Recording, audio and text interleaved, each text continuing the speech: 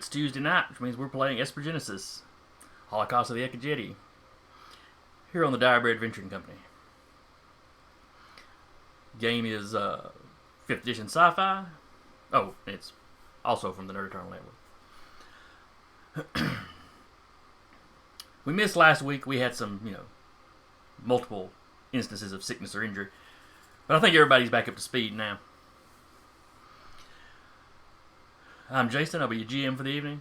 And with me, as usual, will be Sarah playing Kat, Eric playing Adrian, Decca playing Armanto, and probably Patrick playing Hull. Did you text him? I did not, but I texted him last week and told him he would be doing it this week like usual, so. I was just super shocked that he had checked the Discord when I texted him about missing the game last week.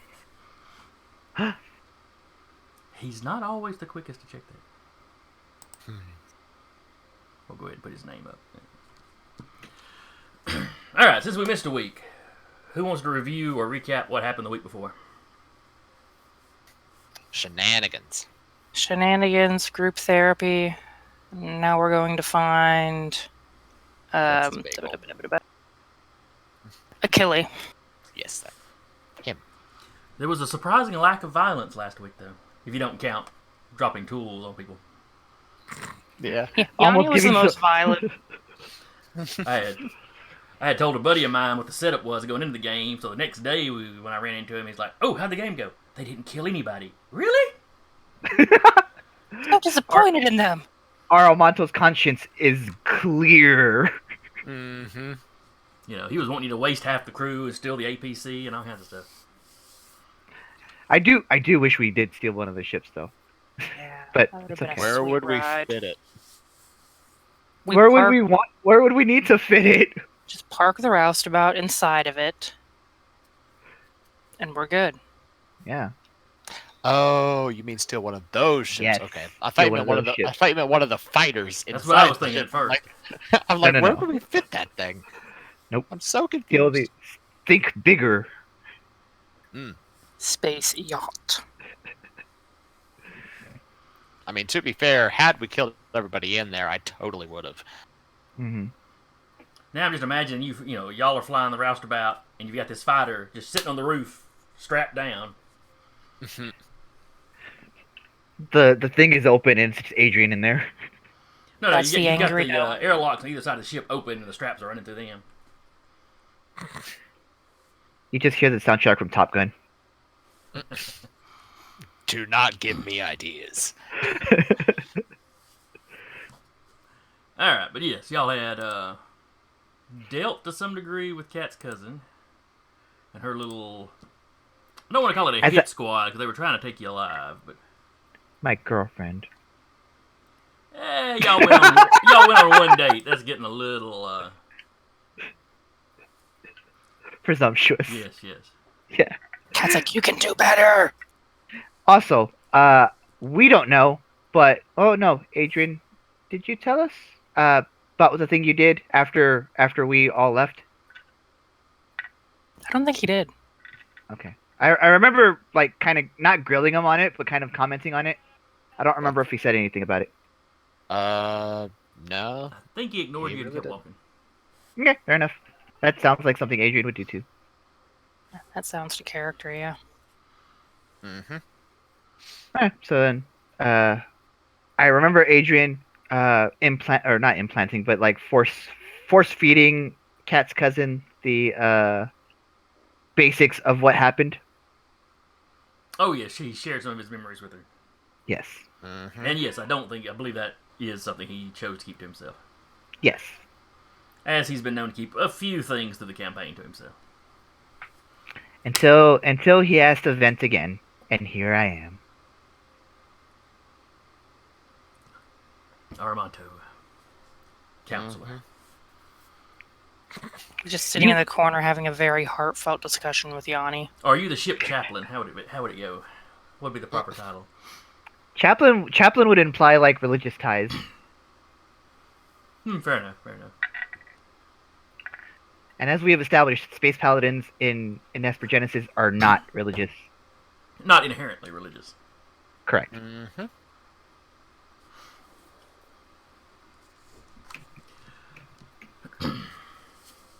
forgot to change my. I have another Discord chat that I'm in, and I forgot to change the I change my name every time there's a character that I play.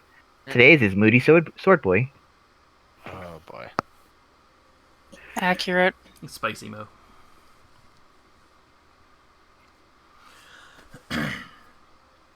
So I believe the game ended last time. I think we set some time before we got to Oh yes, but you had yes. synced up with the Crucible Mhm. and jumped out of system. Yes. Yep. Now we wait. Well, you arrive instantly at the next Crucible, Sure. which is but the we still have to Uncharted get- one that you were told do not land Not on. to land on. Right. Are we landing on that one? I was about to No. No. It could be its own adventure. I'm sure it could be. Think of it as a dungeon crawl with a dungeon the size of a small moon. It's No. one of those things where Jason's like, "Do you want the campaign to go by a few more months?"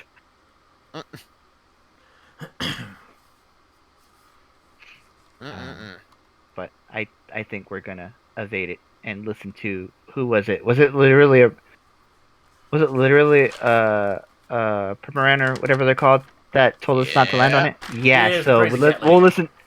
We'll listen to that person who is old and ancient. And, seemed to be probably the least douchey Primarin you've met. Corn. Yes. Primarin you've met. And I should really remember her name.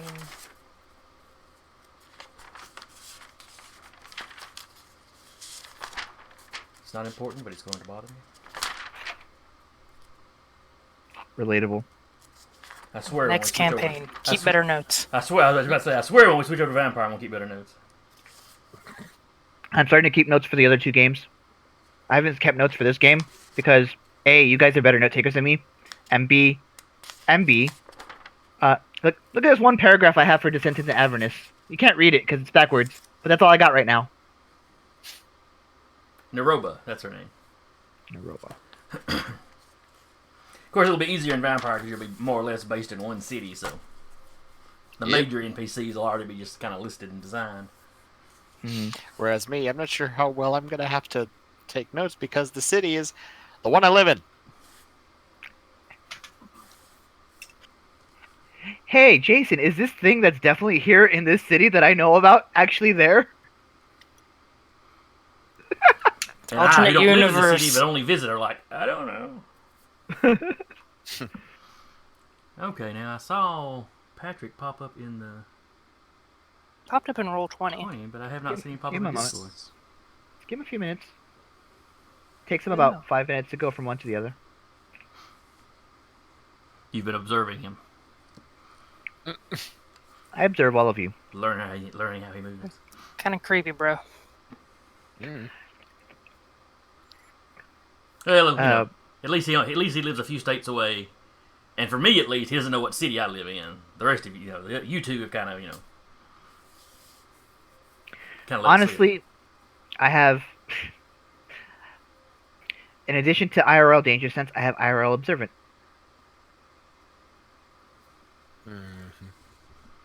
Just like Eric has IRL Keen Mind. Yes.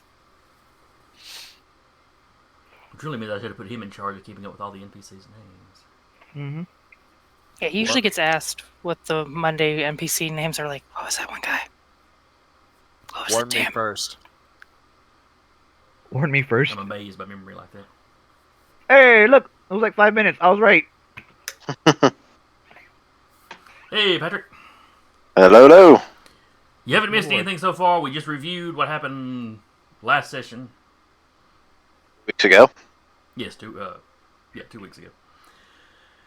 All right, so you have left you've jumped away from the station. You are the Crucible. You arrived at the Uncharted Crucible that Naroba had told you about. That's the crazy cat lady, if you don't remember her name. Who was, who to our knowledge, was totally just You broke up there, man. What was that? our knowledge, crazy cat lady. Well, y'all had figured out. I think y'all had. Yeah, it'd been passed on that she was a Primorn.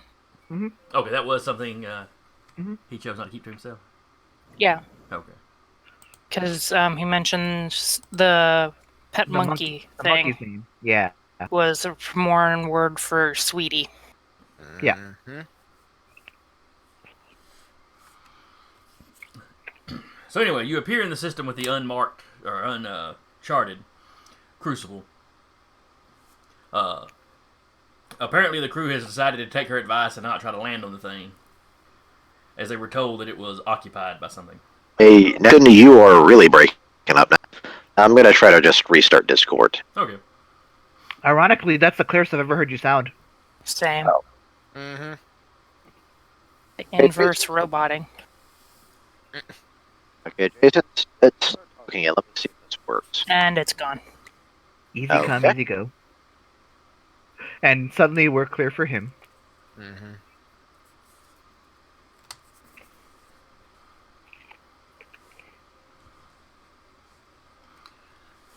So anyway, yes, you've got. I think it was at least a few weeks of travel. Mm-hmm. Is there Go ahead. I was gonna say almost every other day, Aramonta would pull one of them aside one by one, just talk about their goals, their plans, what they want to do when. feelings? Sorry. Not Cat necessarily actively their starts feelings. like dodging into rooms. No. I know where you are half of the time, Cat. You don't have to do this. It's a small ship. Of course you know where I am. I can't go out on the top of the ship. All the more reason for you to just succumb to it for now. I can fix that. What, his wanting to talk about feelings or her not being able to go outside the ship? Yes. Her not. Both. I mean, yes, What? honestly. Why is Armato unconscious? Don't worry about it. He can't Got this. grill us about our feelings if he is unconscious. Yeah, he'd have to work at that. I'm as resistant to all espers. Mm-hmm. You have to really work at that. But beyond that, he's trying to, because of things that happened the last time he was confronted and his fight or flight kicked in. He is trying to commune with his rig to try to like suppress is the wrong word, but more keep his deep-seated anger issues in check. Not ignore, but control. Yes. So that they come out when he wants them to come out and not when he's in the middle of a fight.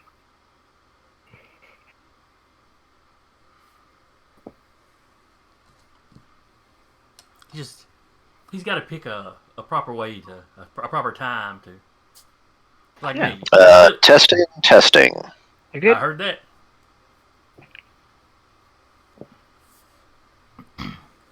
So anyway, several weeks travel. Patrick, Deca, Armato keeps running around wanting to talk to you about your feelings. More or less. Not just I you, feel like Hall it's would be- everybody. I feel like Hall would be one of the ones that's like into it, and everyone else is like trying to dodge him.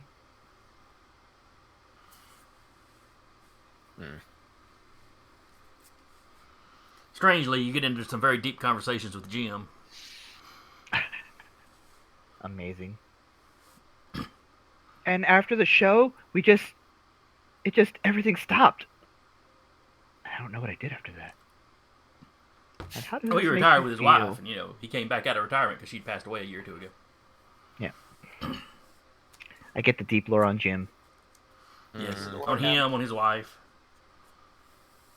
on her gardening. That's literally the crew, right? Us, the four of us, and then Jim. Yeah, Yep. Pretty much. I mean, you might count Yanni. I mean, I would count Yanni if I could see him half the time. You can't see Yanni. No, I can't. Yanni spends his whole time invisible. Does he own the ship? Yeah. Unless he's doing something. Oh. dropping wrenches on people. I will say that there's probably at some point you will find him making houses out of wrenches and people's clothing that he's probably stolen. Is it like one of those things where it's like a really shitty tent, but it's made out of wrenches and like someone's shirt? Well, Yeah, there's currently one in Kat and Adrian's room where it's a pair of wrenches that he used to brain her cousin with. One of his shirts and the door is one of Kat's bras. because she's going to murder that damn robot. She has to pick her Amazing. time. Find one of those rare times when he's physically there. She's just walking around with a sniper rifle. Cat, what are you doing with that sniper rifle? Don't ask. Fair enough. The trick is she could actually take him out multiple times. Because Adrian just Yeah, keeps there's no summoning cost to him. summon him. Oh, he's getting on my nerves. Now I ain't gonna be bothered with him until Well, tomorrow. Well, the initial summoning there is the 100 gold. There's 100 gold cost, or 100 Right. solarium Cuban, cost. whatever. Cubits, yes, 100 units of currency. yes, that. There is that cost to resummon him if he's been destroyed, but he can be dismissed and called back at will once the initial summoning has taken effect. Okay, so if she shot him, you'd have to pay again. Yeah, basically. Okay. Instead of What a is it swear like doing- jar, she's just got a jar where she throws money anytime she takes out Yanni. I mean, essentially, yeah. Mhm. She has enough to kill Yanni many times. I know she starts pulling from the ship fund, too. Yeah. Basically. That's The gonna captain's that's embezzling. on the next episode of My Strange Addiction. Killing summoned familiars. And you. Basically. Um, And remind me, what level are y'all? 8 currently, Okay. unless you level us up to 9 thanks to the shenanigans on the station. I'll be right back. Noises are being made. it's a cat. Because I don't think we discussed if we had leveled or not. We had just went, okay, crazy shit just happened. How did we get Yeah. through this without killing anybody? We didn't even think that. We didn't even get that far ahead. Did we No, run? we didn't. Did we run a little late last time? We ran a little. We Smidge, didn't. yeah. So that, We that ran might have been slightly might late. have wrapped up. Because I admit for y'all to level after the shenanigans. Okay, I'll fucking level up right now. I'll do it. Well, yeah. No rush. Y'all can wait till next time. Nope, No. it's happening now. I want haste, damn it. Boo. I heard nothing out of Patrick. I just see hit die rolling. It's not bad. Oh, and then I add. Oh no, it's not. That was branded. I'm sorry. Yeah. Both of y'all Unfortunately, have B names.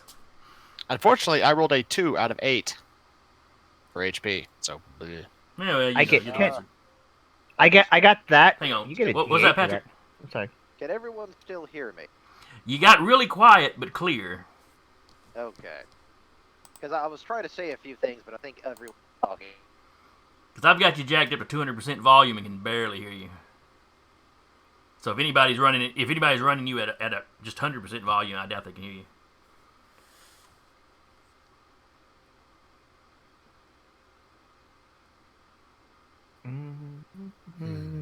Are you still there?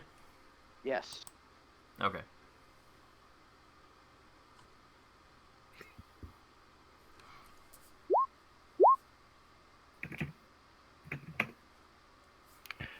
Well, Eric, I think he feels your pain.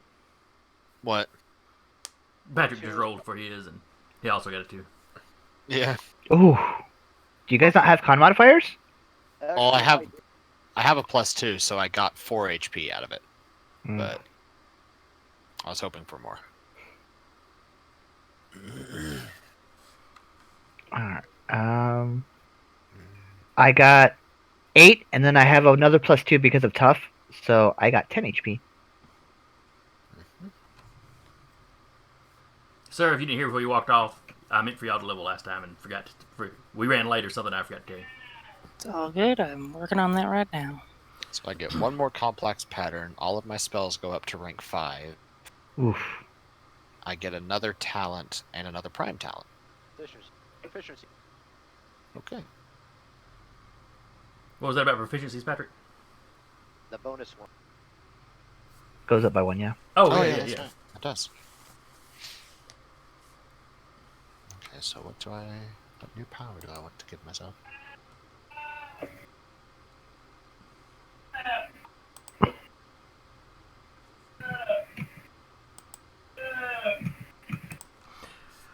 So anyway, after these weeks of travel, where you practice new skills apparently, and hone your abilities, Mm-hmm. and engage in, I guess, required counseling sessions, Required, yes. since the biggest person on the ship backs you into a corner and makes you talk about your feelings. Don't make it sound like that! But yes. Tell me about your mother. It's not like that, but it is. Pulls out the great sword, thump. So how do you feel about your father? Thunk. It's like, I think we covered this in the last mission.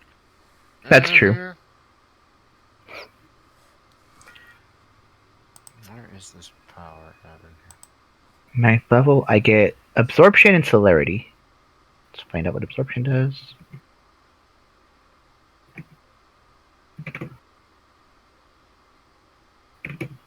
Hey, this would have been handy before now. Forged identity.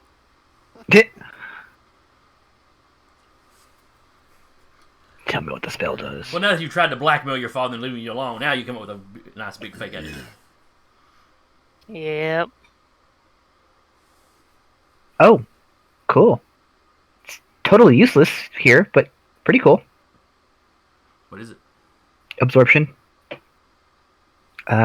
It's a concentration spell or a forging technique where the target has a resistance to one of the following: acid, cold, fire, lightning, or thunder. Oh, okay. No, So when and you it cast lasts a for spell, now. you pick an energy type, and Yeah. that could be useful. So, apparently one of these powers, there's not a chance in hell this is getting used on the ship. Oh no. Actually, make that 2 of them. Action or bonus action? An action.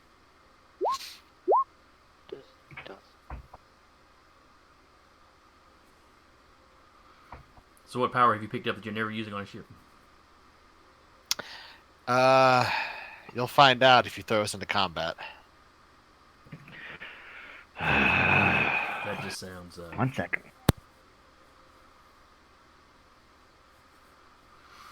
My sneak attack goes up. Oh, yeah. Mm-hmm. So I slowly bump the CRs of the NPCs. Alright.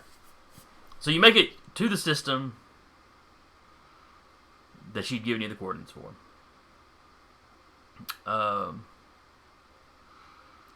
It's a little on the empty side.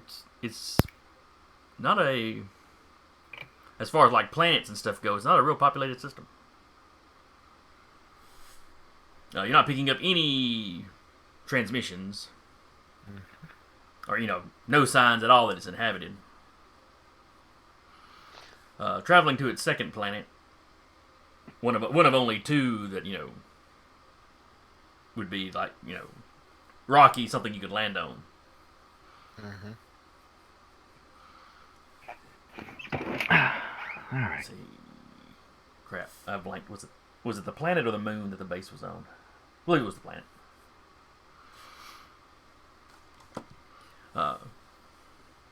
It's a planet slightly smaller than Earth. Gravity's close to 1G. Atmosphere is breathable. Ish. Yeah.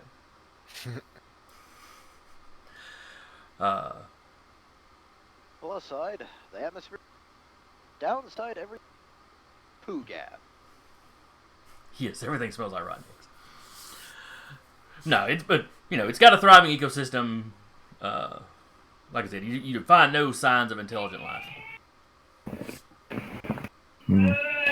Is there at all? Beg pardon? Is there any life at all? Yes, it's got an ecosystem. It's got a fairly thriving ecosystem. No, like intelligent civilizations or anything, though. Right. At least nothing you're picking up. And even when Naroba told you about it, she really just talked about it having those couple of bases on it. So apparently, even her people back in the day hadn't really colonized it.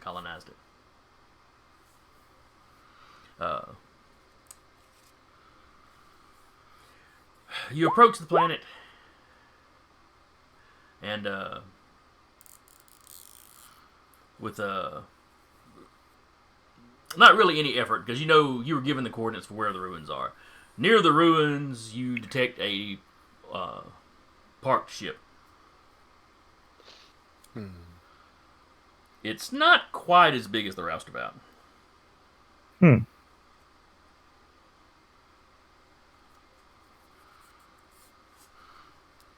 It seems to be mostly powered down, so it's not broadcasting its identifications or anything.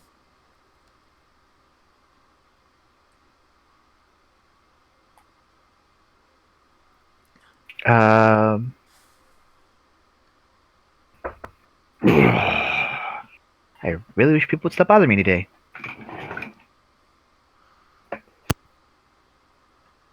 Well,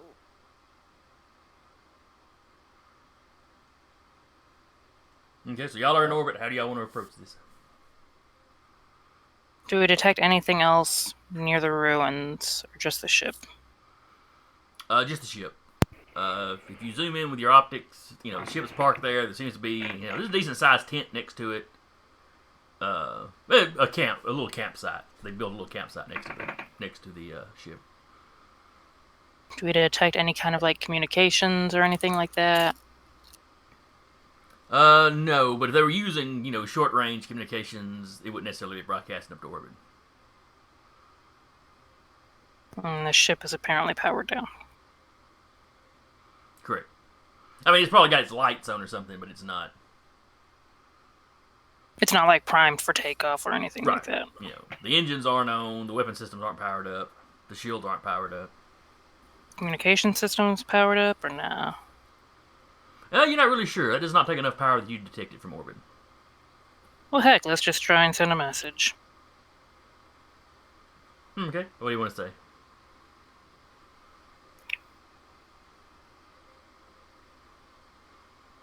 Hello? Is anyone there?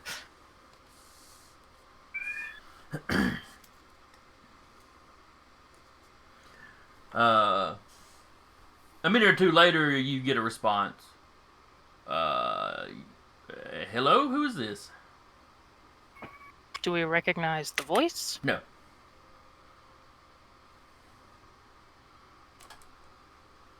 Kind of looks around the other two like,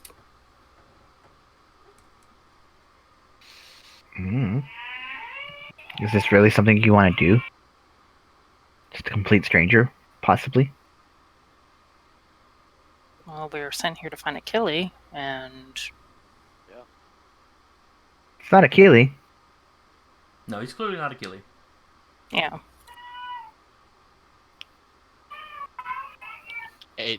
Adrian's just watching this in blatant amusement. Catches that look and is like, if you have anything to add, smart boy, now's the time. and we 1 second. He'll try to, since the ship is on, he'll try to get into the ship and see who it belongs to. All right. Patrick, what were you saying? was actually about. Okay. But also another thing was, do I recognize what kind of ship this is, or at least where it might? It looks like a human design. It's military, though old enough that most of them have surplused out. It was basically a personnel, like a troop carrier. But, designed where it could, they would load people up in it for long hauls. So it's got living quarters and stuff. Cap, you mind if I take the next message? See if we can see who's in the ship first. I mean, that's kind of what I was gonna do.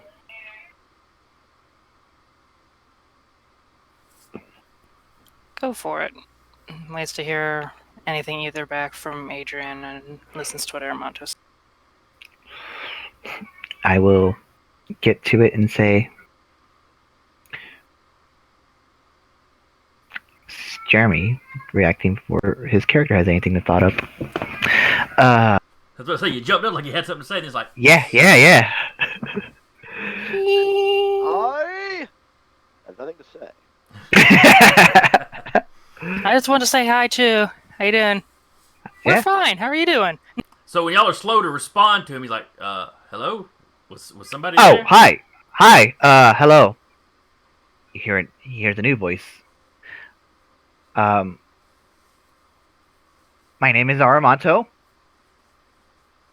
I'm Ricky. Pleased to meet you. Ricky, huh? Ricky? Do I know a Ricky? At some point in your life, probably. Are you okay? Are you in any danger? No, we're fine. Why? I had a hunch. I'm sorry. I had this hunch something was going on. Uh, And it drug you out here into the godforsaken middle of nowhere? Says the other person who's in the godforsaken middle of nowhere. Yeah, but I didn't come out here on a hunch. What'd you come out here on? That's business. I can't really discuss it. Of course it is. Are y'all all right? Is your ship in We're- distress? No. We're good. I like how Cat's just like there, like just turned arms into like a crossed, casual. just Had a casual conversation with the guy now. oh, it's fine. How's the weather? It's fine. How are you doing? No. Our ship's fine. We were just kind of like we had a tough run, and we're just trying to get away from everything, as you do. Well, I'd say you've succeeded. Are you gonna ask him out on a date or something? What are you doing? Give it time. I might warm up to it. I'm not sure if you meant to be broadcasting right there, but I'm seeing someone, so I'm sure they're lovely. We're out in this godforsaken butt end of the universe on a bit of a search and rescue mission. okay. Is there anyone else on the planet with you? Well, there's the crew and our employer. Are you But, allowed I to mean, none of reveal us- your employer's name? I don't know. No offense, but I don't know who you people are. And we are very much in the middle of nowhere. So it's very I mean, strange understandable. you just happened to show up. And at this point, I try and look. I basically straight up ask him, is Achille there? And you get a long silence.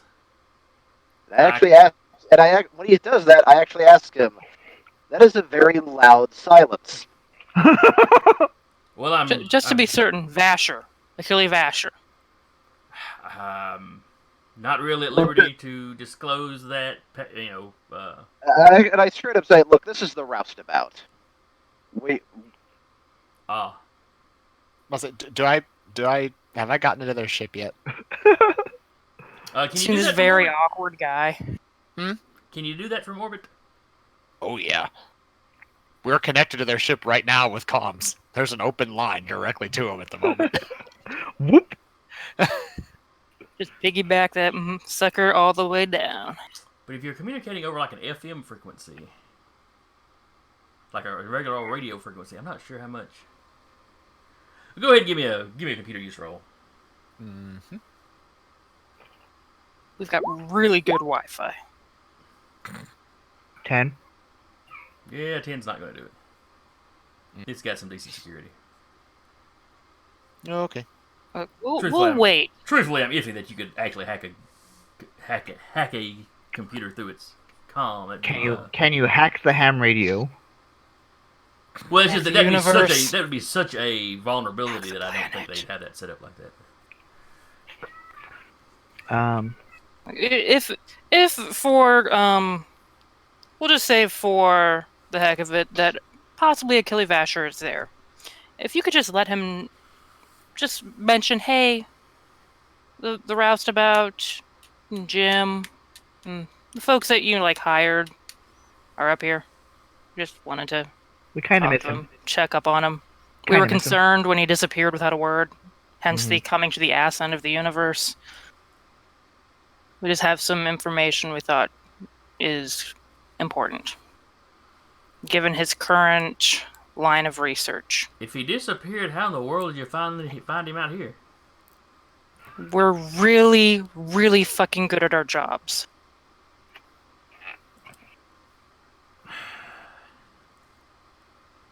Let me see if I can get a message to him. He may be out of radio range of the radio contact. We'll be up here. We'll wait. We'll be up here. Well, is there a way that we can mute our microphone Oh yeah. and still keep comms on? I'm gonna do that. If he's not in radio range for them, that probably means that he's on the planet in the godforsaken hellhole doing something stupid. Well, yeah, but now we know he's on the planet, and we can plan from here. We knew he was on the planet, didn't we? We were given this location. There was no 900% guarantee. The lady just said, "Oh, I gave him this interesting sounding base and sent him on his way." This guy is. I watched this guy. This is what he does. Yeah, this is very much the sort of thing he does. But still, maybe he found nothing on this planet and went somewhere else. But now we know he's here, and we can go be obnoxious on the planet if we want to, I can as do opposed to over comms. Turn the thing back on. A few minutes later, Ricky comes back on. I've sent a messenger to run down and let him know y'all are up here. Or up there. Thank you, Ricky. Do you mind if I'm not going to speak for the captain or anything, but do you mind if we just land next to your ship? A little bit further off would be fine. Yeah, give us. You're telling me you're buddies with you, but I don't know you from Adam, so. I don't know. I mean, you want to talk to fine. Jim? I already sent him a message through your ship anyway. Don't worry about it. Actually, and that's actually a valid point. You want to talk to Jim? I don't even know Jim's last name, unfortunately. Okay, Jim. I know I've got Jim a last name somewhere. I don't think we've ever revealed Jim's last name. I don't think we have either. either. Sure it came up at some point. Jim James. Jim Jimbo. Jim James. Jim is actually short for James. He's in fact a Pokemon. Yeah, Jim Riley. I know I've dropped his name before. Actually, Jim Riley's on board. You want to talk to him? I don't know who that is. You work for a killing god. He's a dude that came by and hired us so he could do whatever it is he's doing. I don't know his friends and acquaintances or employees or whatever. You knew the roustabout. Debt collectors or whatever. You knew the roustabout. Well, he's mentioned that. Oh, now Jim's gonna get his feelings hurt. Nobody tell him. He's probably sitting right there. And Jim is in the cockpit with y'all. Yeah, because I'm 10 feet away and sound doesn't travel.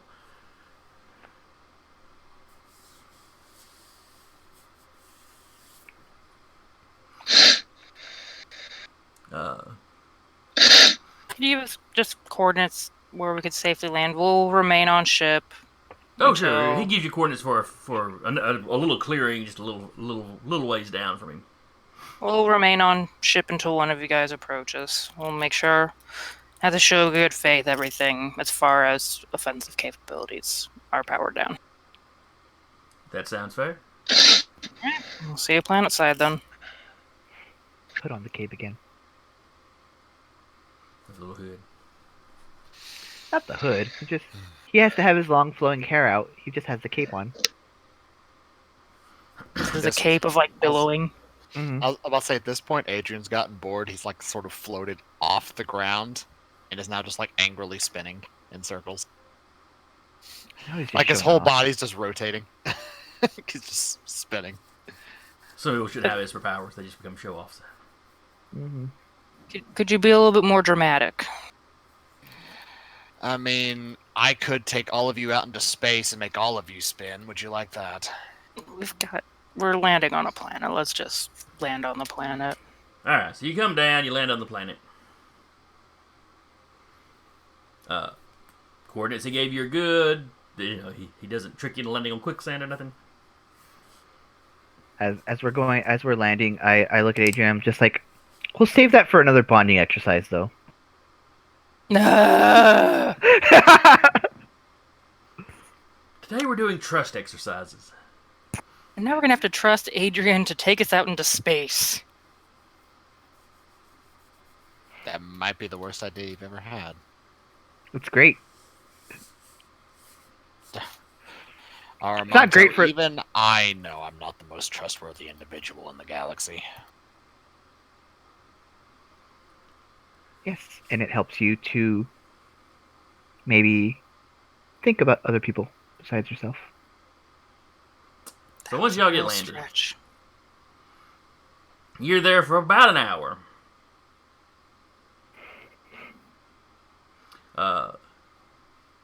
Ricky comes back on the comms. Just got a message back from From Achille. I was gonna have him call him the old man, but they're not quite on that familiar of terms yet. My employer.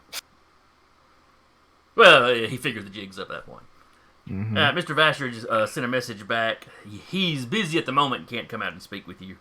He just wanted to assure you that everything's okay. Don't mind me. Keep talking. No, I'm not saying that out loud. Jeremy's saying that. Yeah. But, you know, and he said to mention, and he rattles off the food you had the first time y'all, you know, basically the dinner y'all had the first time y'all met with him. Mm-hmm. You know, he said that's what you had for dinner, you know, when he hired you or something. Armado's got no idea. This was, I was like, what the this was hell? before his time. Yeah. It's really tasty. But, you know, I assume he must have said that to verify that it, you know, that it was actually him leaving the message. But Adrian floats by upside down in front of the viewcom. Cat, like, literally pushes him hard enough away to probably bounce into a wall. Just stop it. the pilot actually rolls his eyes. He figured out a new trick. I'm sorry. Please continue. Well, you know, Espers when they learn something new. Mm-hmm. You don't want to see the other one.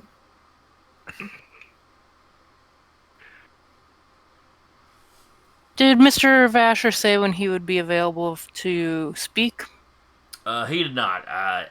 He asked me to tell you that he was busy and that you should probably, you know, go on about your business.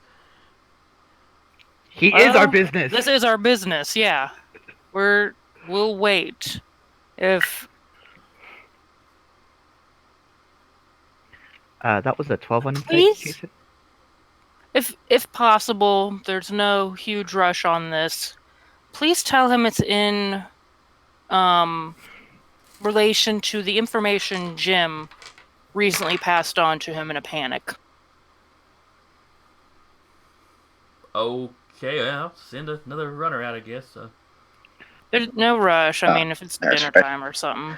Oh, and while we're talking, can I roll, what's the actual insight? That's what I want to Yes, do. you can, and I think Armato or Deca had just rolled it for Armato as well. With a 12, Armato sees. You don't think he's lying about anything. He seems a little nervous, but you know you're a ship that's popped out of nowhere. Nothing strikes you as unusual about his reactions. He doesn't seem to be lying to you. Okay. Let's see. Hole. You also don't think he's lying. He is nervous about you, and you get the impression he would really just like you to, you know, leave. Get the hell off the planet. You don't think his nervousness is so much like oh, they may be going to attack us, so much as it is just this is an inconvenience. They're the ones inconvenienced. They didn't ask you to come out here.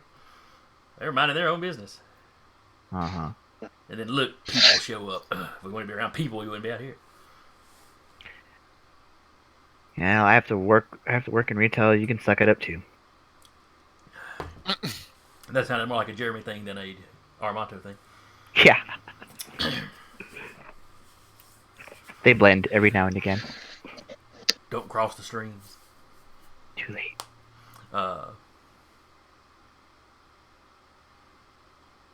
It's like, well, of course, our man on the ship. We want to make sure he's aware of some things that have changed in regards to the information Jim had recently relayed to him that would have caused him to begin this expedition. Okay.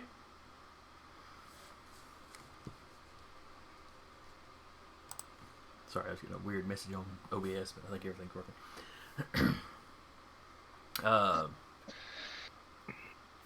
It's a couple hours later. I was gonna say in this time I would have like muted the thing again and been like, so we're gonna walk after him, right? Yeah. Yeah, Could we just send Yanni? we literally have a spy designed for this. Bold of you to assume Yanni isn't already gone. So in this time, what do you have Yanni do? Yanni is, when he said he's sending another runner, Yanni is chasing the runner. Runner's just like, there's a lot of buzzing, man. We got giant invisible insects. Let's see. Yanni moves fairly quickly. As long as he's doing nothing but moving, he can move 80 feet every 6 seconds. Give me a Speedy perception boy. check for him. Perceptiones. Okay. Because I have to go through like the million different tabs I have. Send the killbot after him. Let's not. 20. Okay. Or go ahead The and just runner pop has got a Yanni head out start, but Yanni managed to keep him in sight, or at least figure out kind of where he was probably going. now. Mm-hmm. And while they're calling it a runner, it is actually some kind of little flying drone. Okay. Of course it is. You don't recognize the exact model, but it's, by your standards, relatively low tech. You know, it's got enough AI to answer questions and relay messages. Got it. So it's not something, you know, Yanni, I realize he's invisible, but he wouldn't have to worry about being stealthy because it's not something that worries about that. Mm-hmm. Gotcha. I assume you're looking through Yanni's eyes. Yep. So he follows him for it's about a 45-minute trip at the speed the drone is traveling. Mm-hmm. Adrian in the cockpit just slowly spinning as he sort of just floats down the hallway, tapped into Yanni. It eventually turns and flies into. As he's tapped into Yanni, Killbot's standing there with a magic marker. No. No. Please. Killbot's true name is Jigglypuff. I don't know. Oh, no. I don't know who remembers those old advertisements, but yeah. Oh no, that was something they did in the cartoon. That was Pokemon. Yep. That's Pokemon. I never watched Pokemon. I'm gone, guys. I'll see I ya. just remember Well, Batman. in all saying- honesty, I watched it just because it was almost inescapable. But on the other hand, you have to understand, me and Jason are probably old enough to be dodged most of it. That's fair. And I had two little brothers. I have seen bits and pieces of it. And I did take them to see the first movie.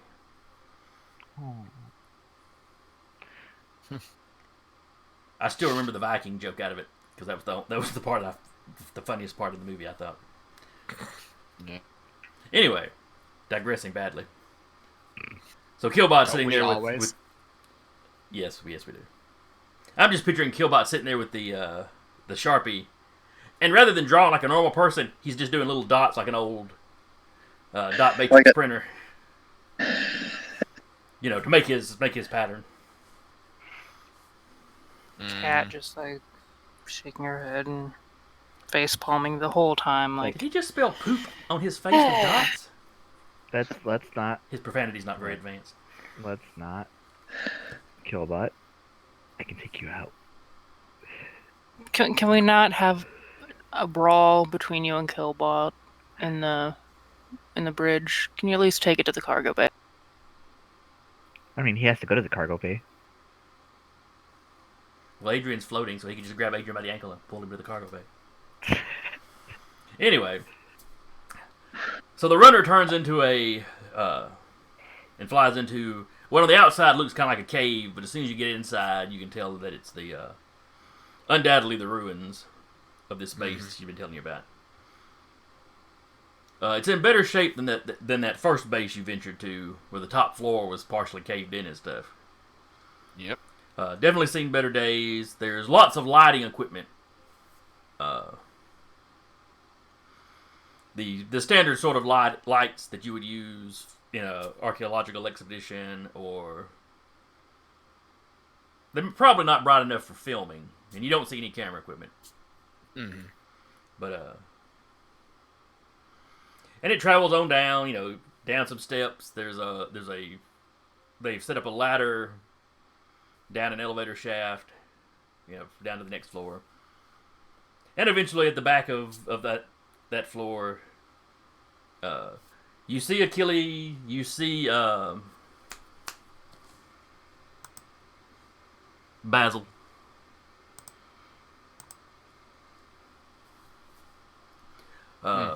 There's a couple of other people working, shifting through stuff,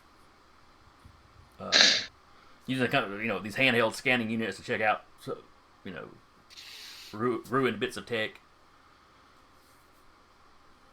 Really, it's the sort of scene that you have probably seen before in some of his shows. Where you get the montage of them just kind of working the site. Mm-hmm. The runner flies up. Achilles puts his tools down. Message. And it repeats, what you had said to it. Or what you had said to Ricky. In Ricky's voice, though.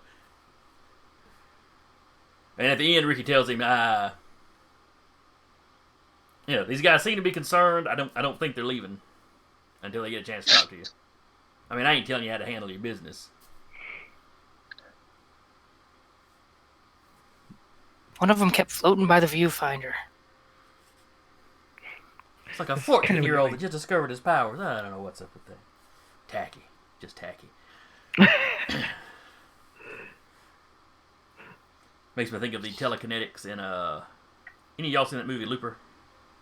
Yes. Where humanity had evolved telekinesis, but all they could really do was float coins, so chodes were using it as bars. Yeah. Yep, it's one of the powers. It's my new education, flow of gravity. I can use fly at will. So I can't push you off any cliffs. No. Unless you're weighted. If I weighted you down with more than you could hold. Is Would it then more be than like a 500 strength? pounds? Well, it will be now that I know what the limit is. Really big concrete shoes. Here, You played yourself there, Yo. Eric. this 501 pounds. Hey, you know what that means though? Plasma sword cut. Anyway. Or just teleportation.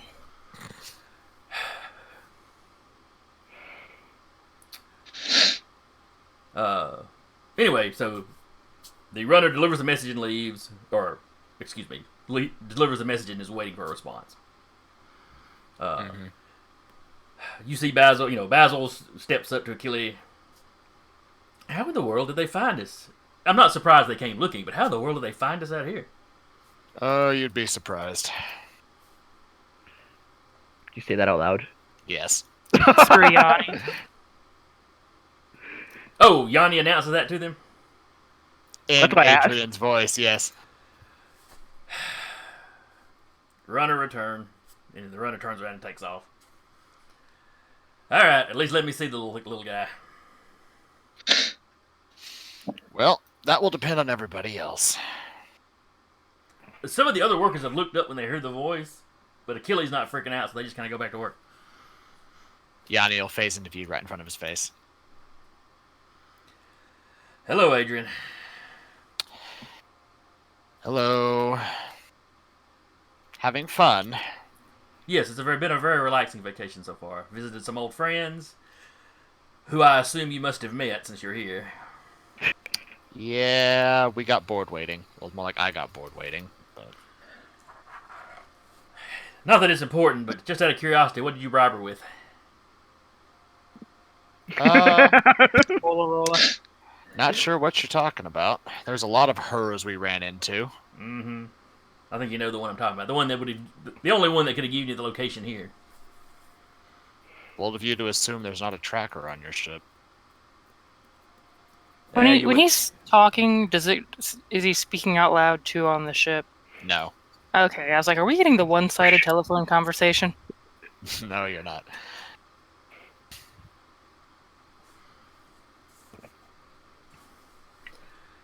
All right. Well, you're here now. So, what do you need?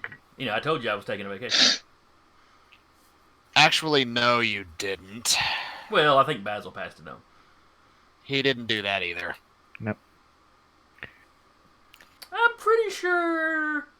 I mean, Nope. y'all had to call him up to talk to him. No, he wasn't there. We went back to the planet. That's right. Because he was Jim talking had to said Jim. he told them. He had told Jim. And Jim is so good at keeping secrets that, he must not have told y'all. Absolutely. He was the best keeper of secrets. So no, for all we knew, you just suddenly up and vanished one day. He looks over at Basil. I thought you said you had at least told Jim.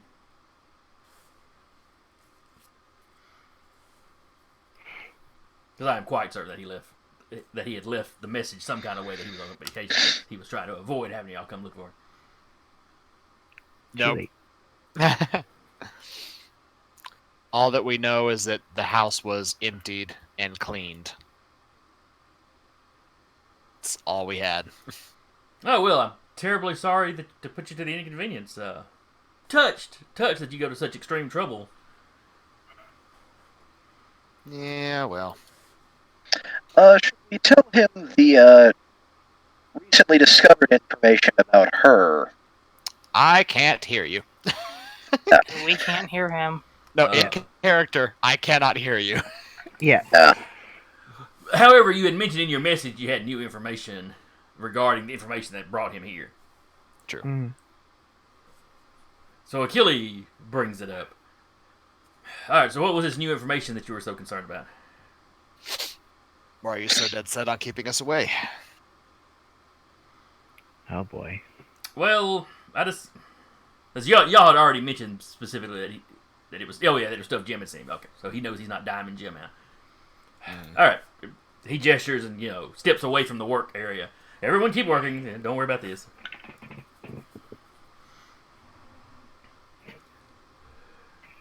All right, so Yanni floats along. I wanted to keep you out of it because, well, frankly, you were trying to keep me out of it. I'm a little offended. Given Yeah, given Jim's story, I can kind of understand, but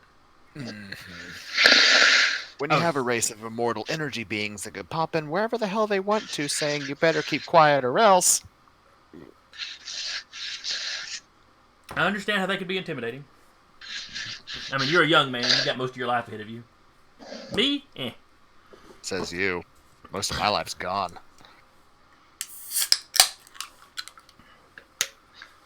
But anyway, I thought I'd give you plausible deniability. Yeah. If they discovered I was poking around and got upset, well, they'd kill you. Well, from the way Jim described it, I don't know that they could actually interact much. Oh, yes, they can. Well, you're talking about the I'm not sure which they're talking about. I think the other energy beings, the weird guys who always finish up sentences. Yeah, it was the Ganny Allo that basically told you, keep this secret. For fear that the Primarin would find their way into the Sanctuary. Yeah. But anyway.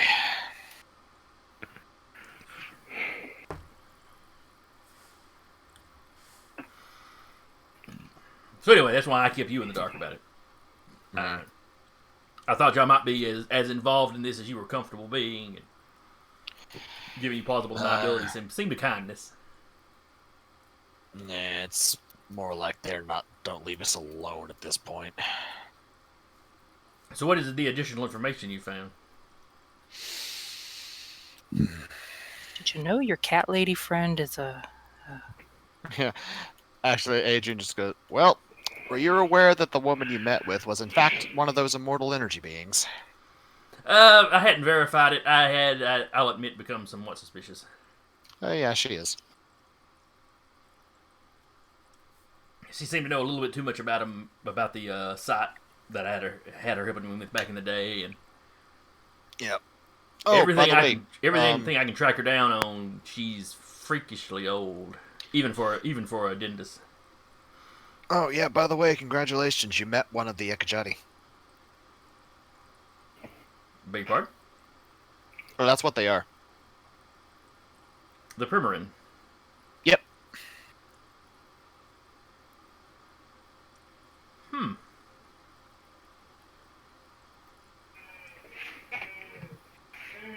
Oh, actually, had y'all discovered that? Would Jim have had that Yes. information? Jim might not have, but Adrian knows because he was explicitly told. That's right. You got that from Hunter, though. The Ganny Allo did not reveal that. You're right. Mm-hmm. That's... Huh. That is some worthwhile information. So why do they want to keep their culture secret? You would think most cultures want to be remembered. Because apparently they consider whatever happened to them to turn them what they are now to be the greatest mistake the galaxy ever created, and they're dead set on preventing us little embers, as they like to call us, from repeating it. Well, while this conversation's going on, Kat is balancing thing on floating Adrian. I just get the image of us all taking like really unfortunate selfies with Adrian's floating body right now. It's just Gonna wake up. Yeah. There's gonna be things tied to it. He just wakes up and like, the fuck are you all doing? Took way too damn long. It's almost like a game of Jenga. He's sitting there floating. Yeah. Somebody puts something on one side, and the other person has to put something over here. And whoever makes him flip enough that it falls off loses. Yes. Wait. This is now the game. At the end of it, he's tied in the cargo bay like a balloon. Just get a little string tied. One of those little kitty leashes. Y'all are crazy. I love it. No, he wakes up and you're using him like a bodyboard or a boogie board. Card table. You get a run and go in the cargo bay, and then you jump up on top of him and kind of float on him across to the neighboring wall. I mean, as long as you don't weigh more than 500 pounds, yeah. It works. Killbot's just riding along.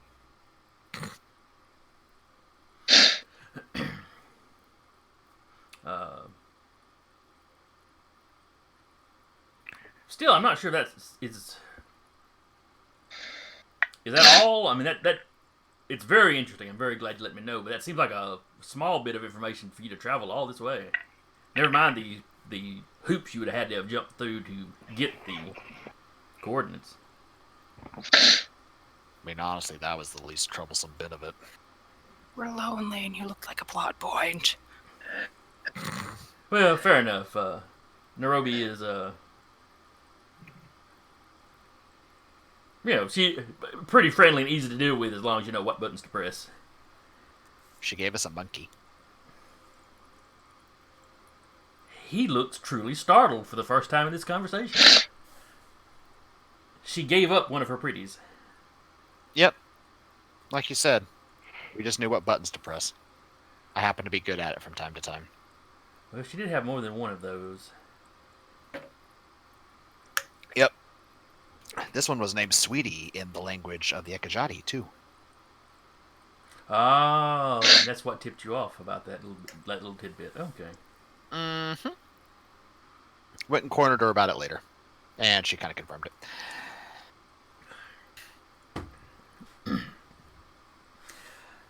Like I said, I had become suspicious, but she didn't seem like the sort that would be involved in,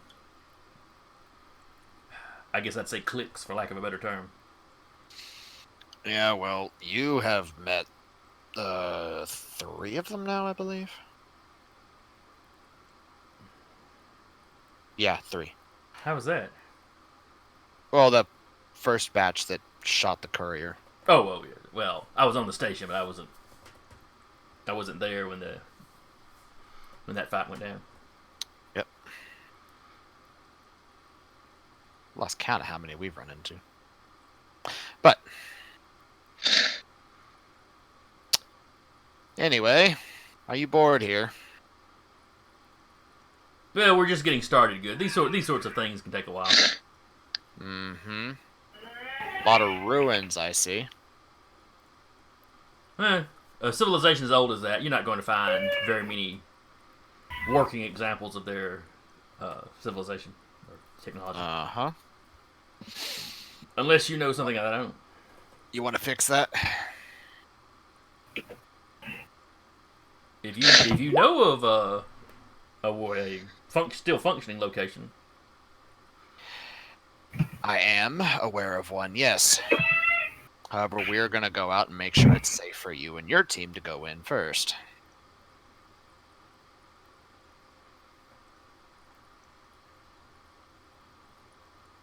Where is it located at? Let me put it to you this way. Of the 2 of us, which one can effectively interface with the Ekajati communications consoles, terminals, and various other pieces of machinery and understand their language perfectly? I've picked up a decent bit of the language, not perfectly. Are you fluent? Relatively. He's like, I'm relatively fluent. He switches to Ekajati immediately. Right, so I will give you the language after we are done ensuring that the dangers are shut down. And then you can browse to your heart's content. Okay. Is it here? Oh! Is here on the planet then? Yep.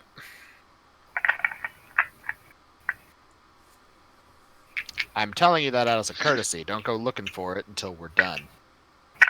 No. Scouts on it. Alright. Besides, there could be some stuff here that might still be functional. She did mention that it was mostly dilapidated, so there's probably still something functional. Oh, let me guess. She was giving me the runaround. Yep. And after I brought her such a unique addition to her collection. Mm-hmm. Basically, as she put it, she did this to make sure that you'd still be alive at the end of the day.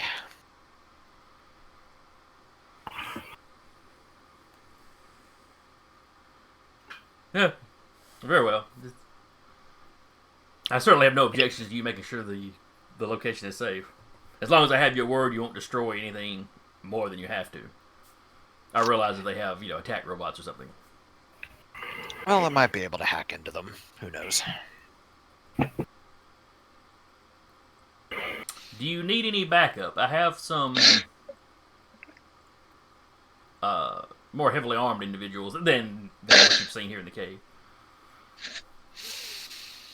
How trustworthy do you consider them to be? They're mercenaries, pretty high reputation, mostly do bodyguard security work. Nothing in their past too shady. Well, nothing against them, but hell no. Fair enough. I barely trust people anyway. We're working on that.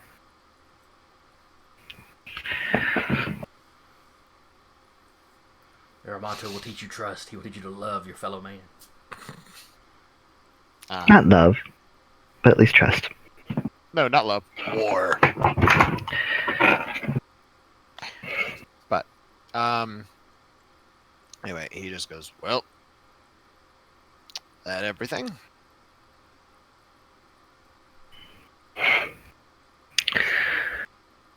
Well, Achilles thinks for a second. Yeah. Sounds like a decent arrangement. Now, you said I could poke around here and there might be something. Do you actually think it's of any use?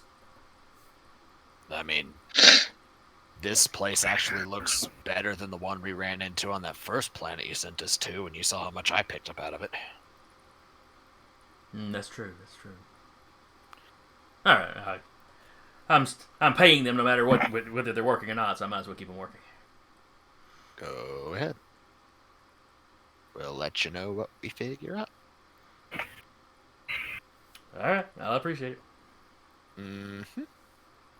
And Adrian, not Adrian, Yanni just blinks Back out to of existence. Yeah. So what are you chucklefucks doing to Adrian? What have you done? I need to know so I can react accordingly. How do you feel about clowns? About what? Clowns. He wakes up with a red nose and face paint. Alright, what do you idiots do? I'm insulted that you would think we would do something. I can Well- shunt all of you into outer space. What did you do? I didn't do anything. Catalia. It's only threatening if you use the middle name. You gotta go full name. You don't know her middle name. You can't three-name her. Would he, though? No. Considering all the shit he pulled out of her family. Would he know her middle name? She actually doesn't Armand. have Is a it even middle name. common knowledge? She doesn't even have a middle name. Our monsters are like Catalia. That's the second time I've heard that. It's She's my a actual fucking- name. Oh. Cat's That's a lot very- easier. He not very Adrian just creative. sort of floats off. Like, sort of above him. There's probably Alright. a kick me sign on his back. It suddenly appears on front of Cat's face. That was, yeah. So he's fine. He's fine. It took that long to get he's fine. Okay. Took 45 minutes just to get to where he was. The other 20 minutes were, and it's fine. Basically, he's annoyed she gave him the runaround, surprised that he actually met a living Akajati, and has agreed to stay put while we search the other location first. So he's not going to get in the way. Oh, thank God I can get out of this fucking ship for 5 seconds. Which you actually see Hull outside with a fire and fuel bot for the Mark class.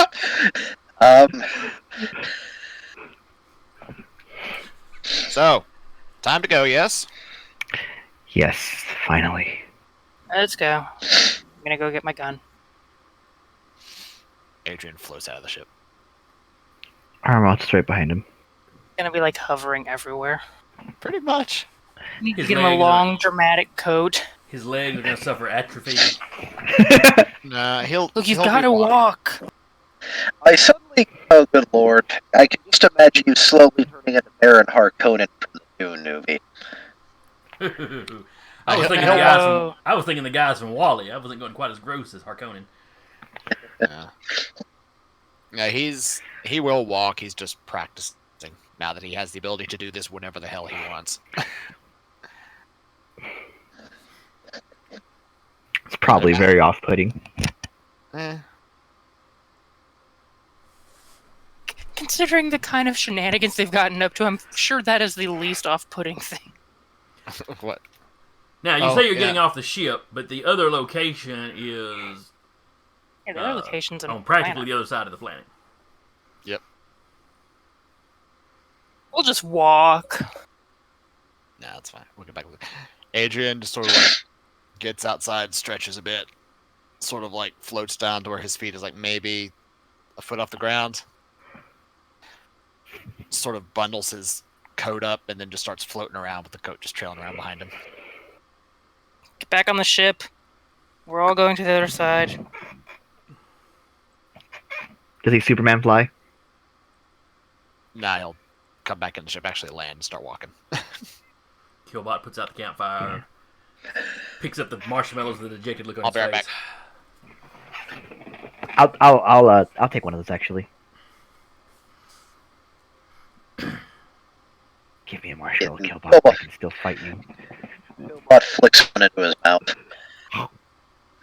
He has a very It's still precise on aim. fire. It's on Pretty fire when he damn good. flicks it, but the fire goes out as it's whipping through the air. Okay. It's a cool party trick. We should work on that. Yeah, then I picture it not working and you get flaming marshmallow. Flaming marshmallow to the hair. I want to know how I got these scars. Marshmallow. A giant Zuko scar going on there.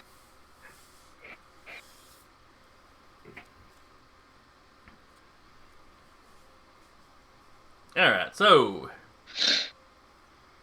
you fly to the other side of the planet. Or at least the other side of this continent.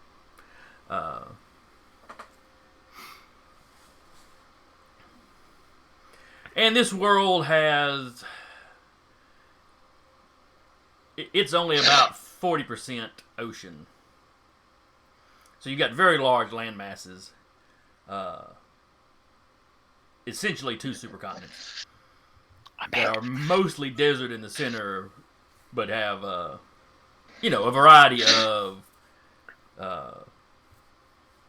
different ecosystems running up and down the coasts. Pangea 1, Pangea 2. Very similar, yeah. Not quite that big. Like I said, the planet's a little bit smaller than Earth. Hmm.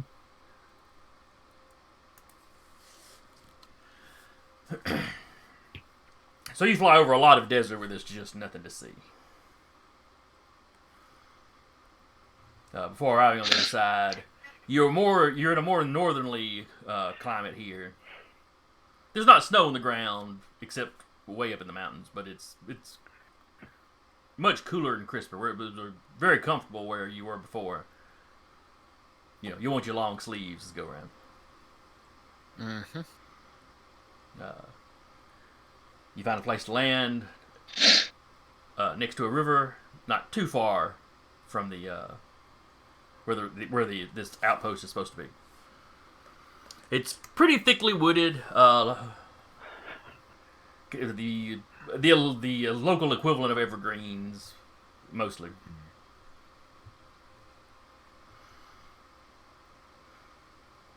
Let's see. Yeah, give me a survival check as y'all are marching through the woods to this place. Alright. I keep forgetting I want to use my dice. And I pulled out a set for the day too.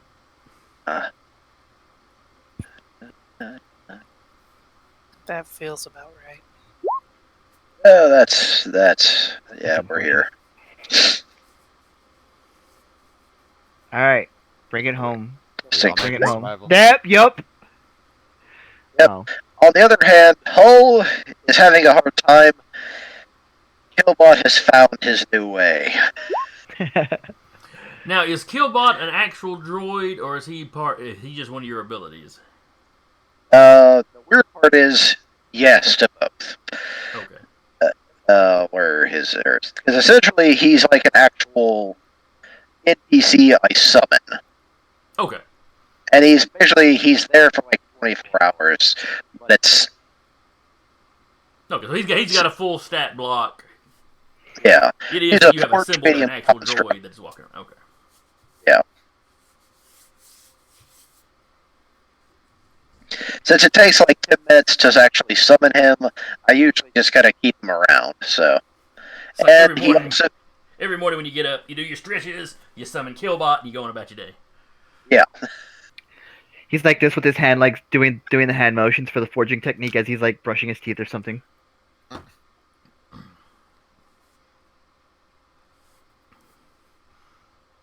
Mm-mm-mm. So yeah, as you're marching along, Killbot is actually the one that stops y'all from stumbling onto a large carnivore. No.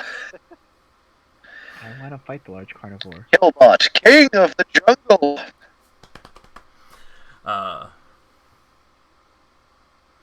And then he basically fires a couple of shots to startle the thing. Because this is not a populated planet with well, by anything intelligent or really tool using. So gunfire is not a sound these things are familiar with at all. Aramonta pulls out his grand blade. Are we fighting this thing? I think it's running. That's not fun. Puts it back in his arm. You want to kill some poor, bear type thing or something? I want to test my skills against the wilderness. Didn't you get enough of that before you joined the group? No. It's like I get extreme amounts of it and then nothing. And then extreme amounts of it and then nothing. There needs to be balance. He's hungry for combat. At least there's no whomping willows on this world. Thank God. Those damn trees. That you know of. They weren't trees, they just kind of looked like trees. Remembering that, she's eyeballing the trees. Aramonta every now and again. Nope, this one's good. That's when you find that the trees on this planet are intelligent. The trees are the actual higher civilization.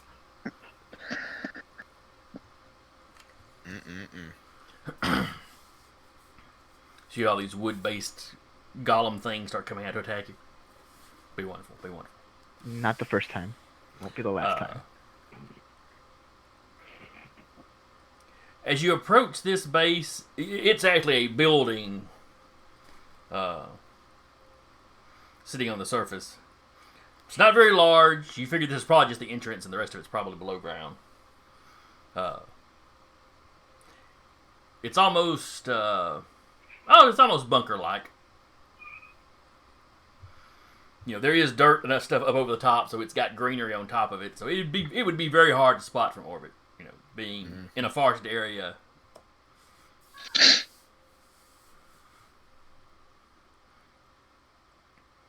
But you approach the front door. It seems to be in good repair. It's got the little handprint thing next to it.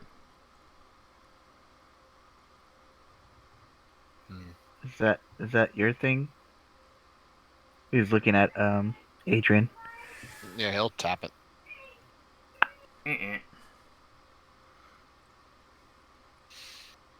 This is why I asked. I'm pretty sure that's how that works. It doesn't open because you're not the. You don't have a handprint that's been sent to. He's gonna hack it then. All right, so are you using one of your abilities on it? Yep, he's using his black hat power. Okay.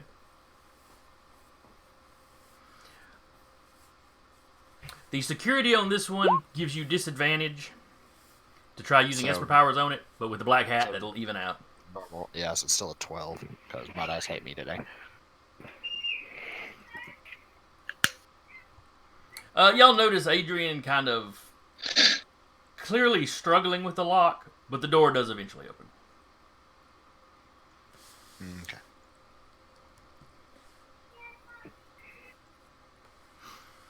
Yeah, I mean it's the front door lock. It's not.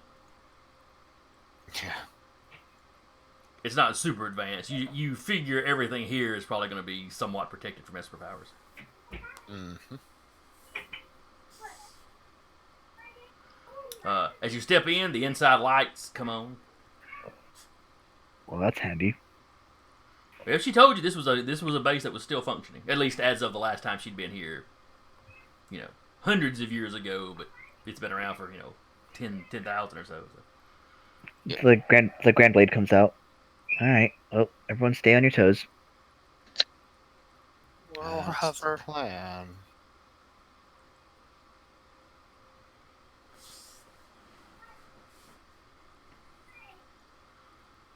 All right, y'all standing in kind of the entryway. What's the layout? Straight hallway back to what looks like an elevator. No doors or anything on the left and right. Couple of doors on the sides. Looks like there's at least a couple of rooms.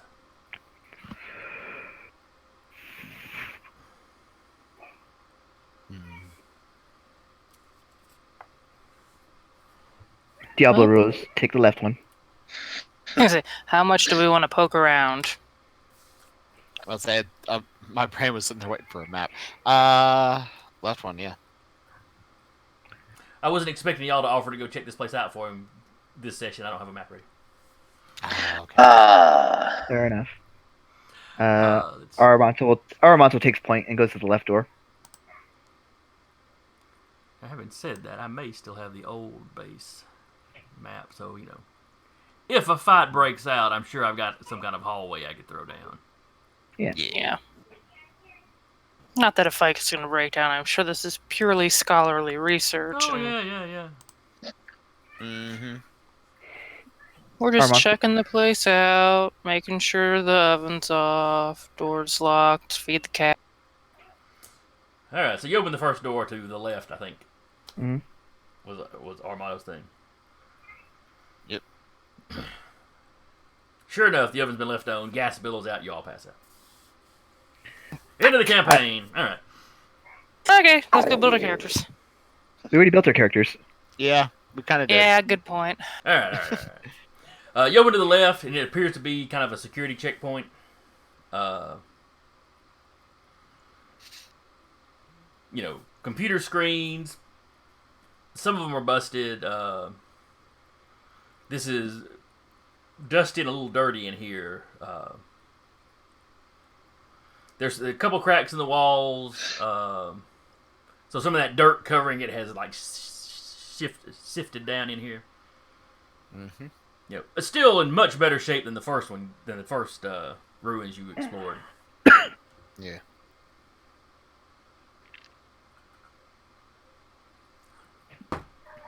I throw one of my drones down. It turns the drone, expands, turns into a Roomba, and starts sucking up the dust. That's off-putting. That's actually more off-putting than whatever Adrian's been doing. Elsewhere on this first floor, you find what is obviously a medical bay.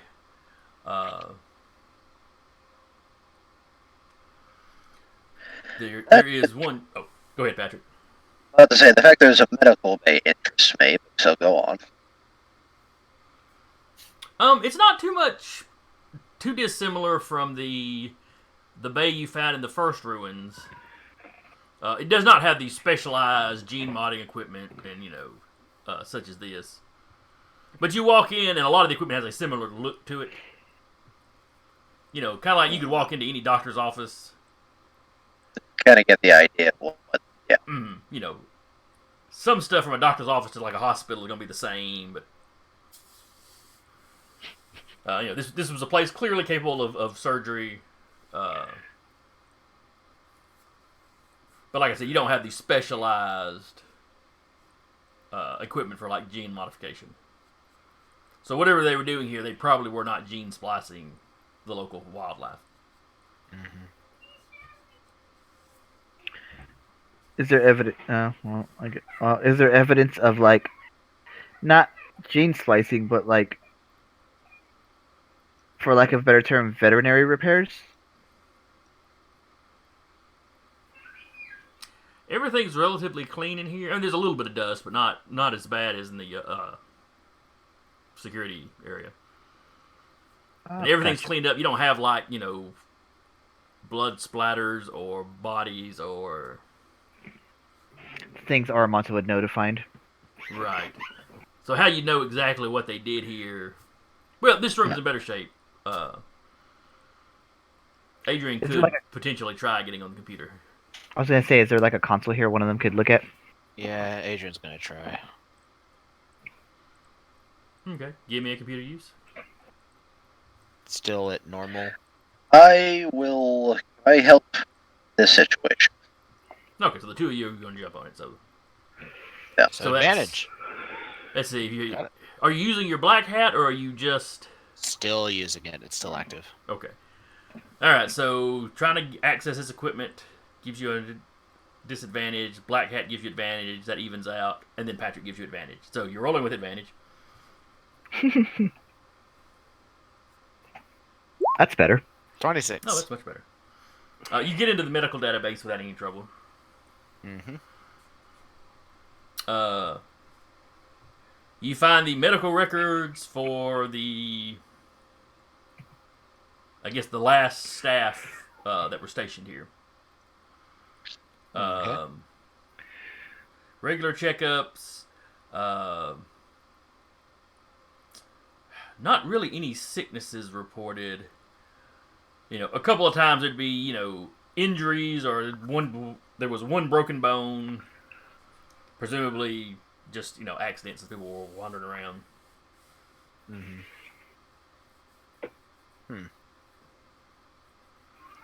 The time period of the last entry correlates to pretty close to the last entries at the other base you found.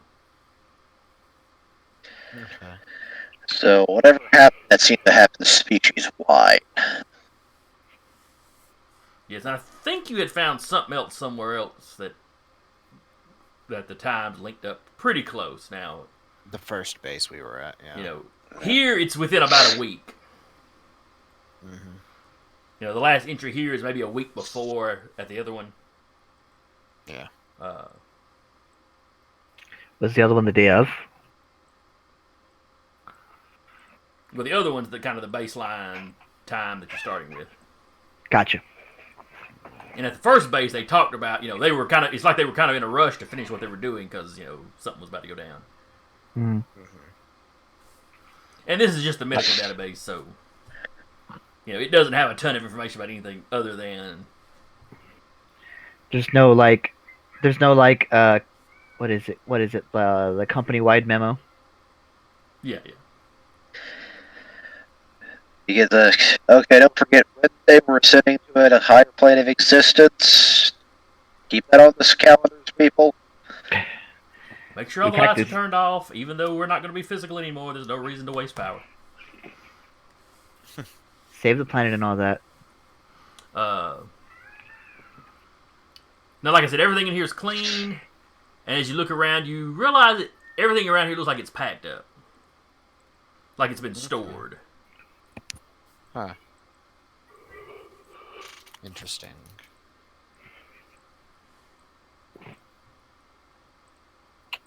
We will make note of that.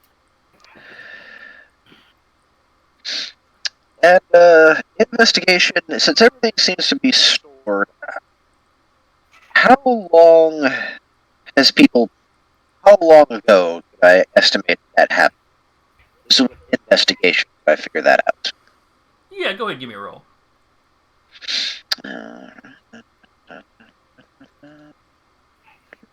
Investigation.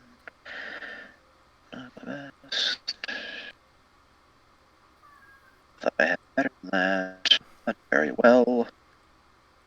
Not bad.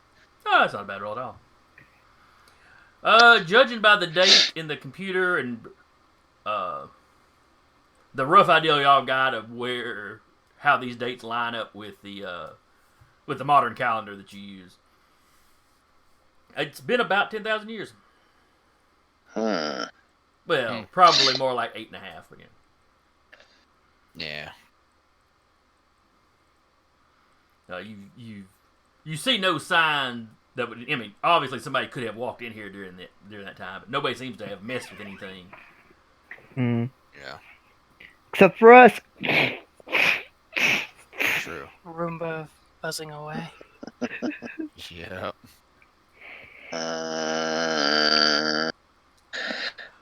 Elsewhere upstairs, you find you find an office. Looks like it was probably an office used by multiple people. There's also some communication equipment in here, so maybe it was just the comm center, or maybe a combination comm center and offices.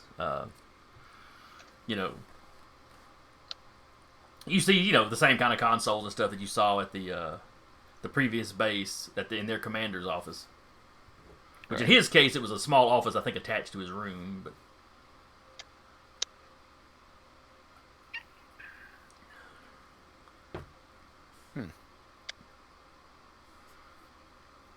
Okay. Anything Alright. in here that looks hackable?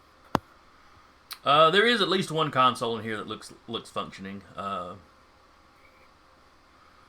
security on it's not really any different than in the medical one, so you don't have to make another roll. Okay. It records flight logs or comings and goings from the base. Supplies that the base was given, and you find a decommission order. Again, everything in this room looks like it's been packed up pretty well. Okay. But There's apparently they were decommissioning the base. There's a box there that just has like the tape thing still up there. It matches up with basically the date from the medical bay.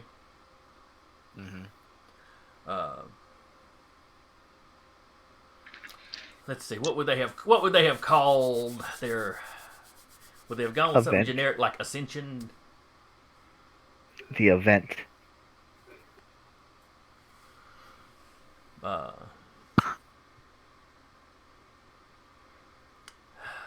Ascension just is so overused. I'm trying to think of another good word to use for it. Our enlightenment. Enlightened sounds about right. Yeah, we'll call it the Enlightenment. It It's doesn't sound like something where they're passing around Kool-Aid at all. It's the opposite of whenever they have like a what do you call it? It's the opposite of like when they have extinction events called the event or the Enlightenment or something. It's the opposite of that, where they're actually being enlightened. You were thinking of, it really is the extinction level event. There's the enlightenment. Well, no, but they were all turning to light, see, so. Layered. Behold the dawn of Westinghouse. I'll be back in a sec. Alright.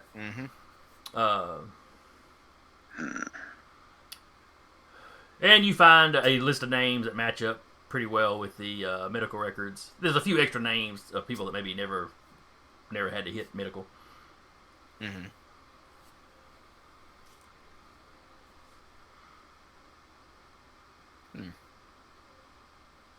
Interesting. Next room? Let's see, was security, medical bay, offices. What else would they have on the first floor?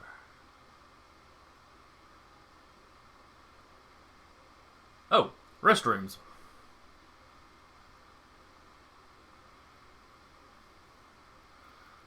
As one does. I mean, the layout is a little different, and the exactly what sort of facilities they used were a little different. You're not 100% sure how you'd use these facilities. 3 seashells at all. There's nobody around to ask about the seashells.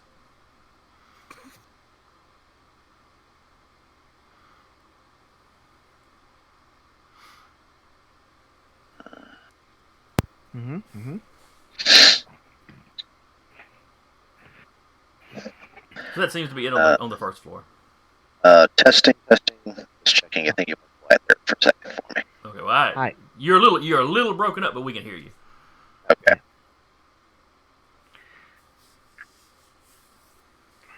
This whole time, Armanto's like on point or taking point, and just like in front of everybody. Well, you've seen no signs of life on the top floor,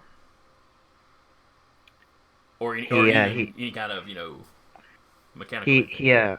He holds everyone back and says, "Hang on a sec," and he goes like this, and he casts Esper Sense. All right, what does that do exactly? It's kind of like detect magic.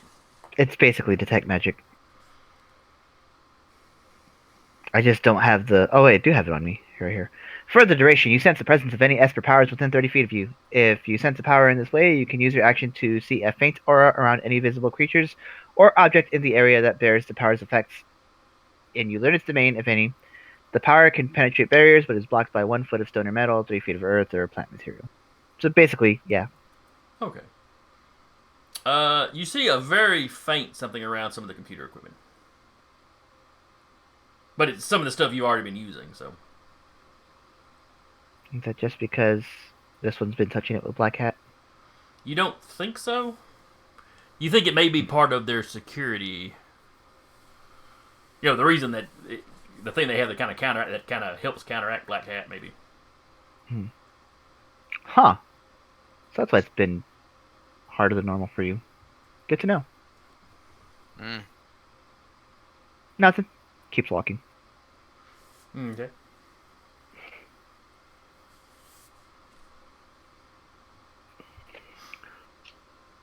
So the only thing left up here is the elevator. Off to the elevator. To the elevator.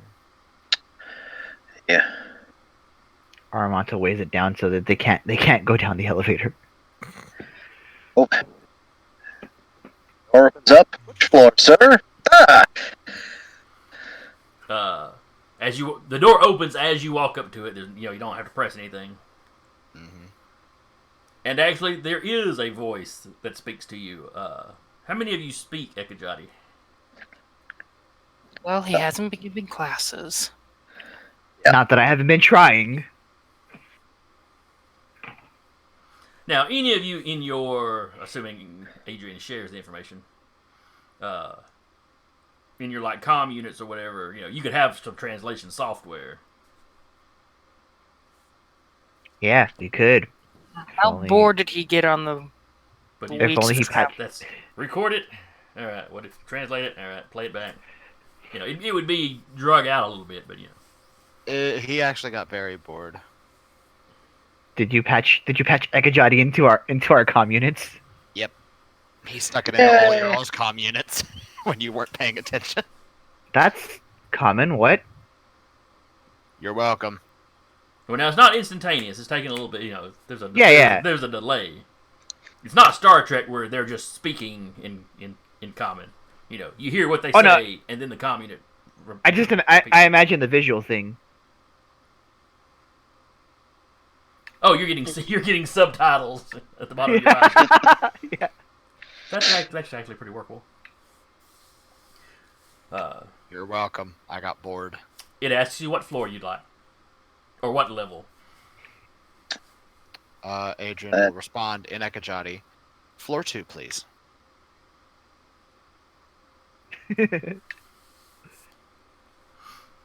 Door shut. You wait for a second, wondering if you're going to hear Ekajati music, but nothing plays. Ding. No, it's still the girl from Ipanema. Do what now? Still the girl from Ipanema. Oh yeah. So that's why they sought enlightenment. To escape this. Aramonto, this whole way, now that he knows that he has Ekajati patched into his comm unit, is going to pay real close attention to what Adrian says. So anyway, the elevator begins he speaks dropping, Ekajati. and it takes it a little bit longer than you would think it would take to just get to the next floor down. Okay. But then it our stops, ears pop. and then the doors slide open. The hallway starts lighting up as the Crown Blade's level still out. 2. Adrian walks out. How do you say thank you in Ekajati? Thank you. Thank you. Good to know. Let's assume for this point Adrian is speaking in Ekajati. Yeah. Mm. Door shuts behind you. The doors on this level seem to be kind of heavier. Don't want to say armored, but they look more like security doors, where the ones upstairs, it was just interior doors. Mhm. Unlike upstairs, there's no dust, no noticeable amount of dust down here. That could be a number of reasons. I'm not willing to put that one on anything yet. Hmm.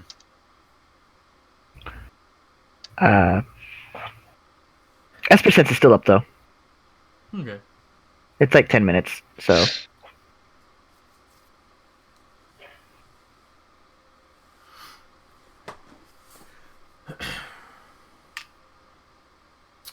As you proceed, we'll cover this relatively quickly.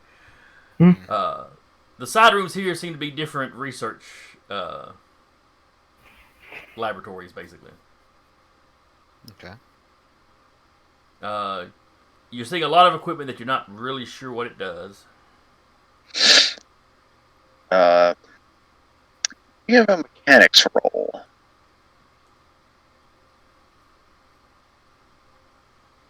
Hello? Okay, yeah, give me that. See if you can identify what's going on here. Armox is going to try too, because why not? Oh, that's right. You had some mechanics as well. I am also mechanically inclined. Not nearly as well, but it's there.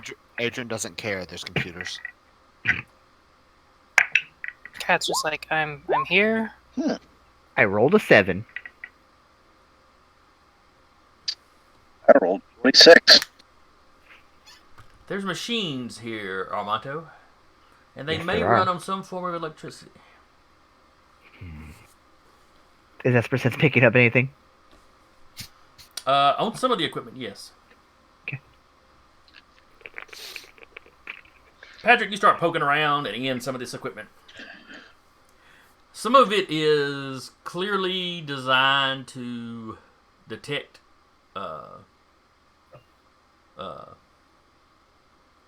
crap, what do they call the energy they use? Solarium's the material. Yeah. It can detect Esper powers, Esper effects, measure them to a much finer degree than any tech you've seen before.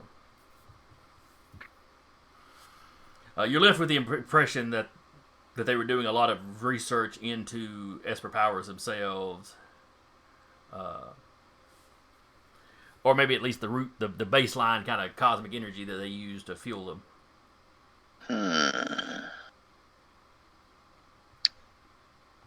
I begin to take all the notes. When this is a large machine, so it's not like it's a machine you can just pack off with you easily. No, I know. As you're fiddling with it, though, it seems to activate. And you start seeing information scrolling on the screen. It's basically taking a reading of everybody in the room. I don't like this.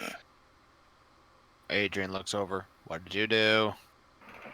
I think I found the on switch. Fascinating. Oh boy. You killed us, didn't you? Instead of pushing the button in, The you on have to switch. grab it and pull it out. The on switch to what? It is apparently some form of machine that analyzes espers. They were apparently doing a great deal of research into basically what causes esper abilities. Everyone and their mother is doing that. That's not new. Well, yes, however, they seem to have actually got dang close to figuring it out. In fact, I'm half worried that's what actually happened when they sort of became them. Well, you know that both these creatures seem to be, powerful espers. And let's see. So far, every single one we've encountered has been one. So it stands to reason if they were trying to elevate themselves past the physical, that they would be tapping into this energy source some kind of way. Now, the Ganialo, did they describe... I'm trying to remember if they described kind of how their immortality worked or not.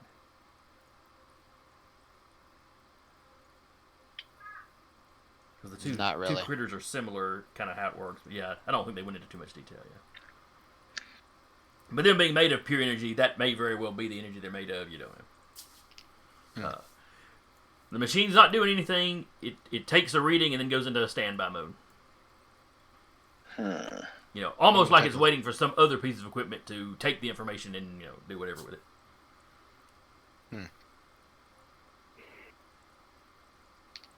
Let's try not touching stuff. And figure out what it does by looking at it versus touching it. Well, so Adrian is going to look at it and see what it says on him, if it does, considering his entire family went through Espergenesis.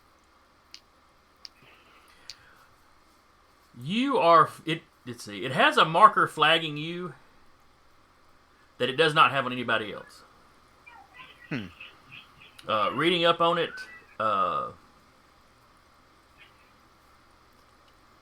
there's a couple of terms that you don't know what it means. You can give a literal translation of the word, but you're not just as sure how they use it in the context. Well, he's fluent in the language now. Well, that's fair. Fluent is a little better. I was thinking of a phrase like cloud computing. If some archaeologist dug us up, well, cloud and computing, they'd understand the individual words just fine, but they might not understand what they meant. Yeah, it took him about, I think, 6 levels to But that's get. true. You have been Yeah, just studying you- this stuff balls to the wall. you, So you did give me proficiency with the language. that's so. fair. That's fair. So you do speak it like a native speaker. Mhm. So it takes you a second on a couple of these to figure out exactly what they mean.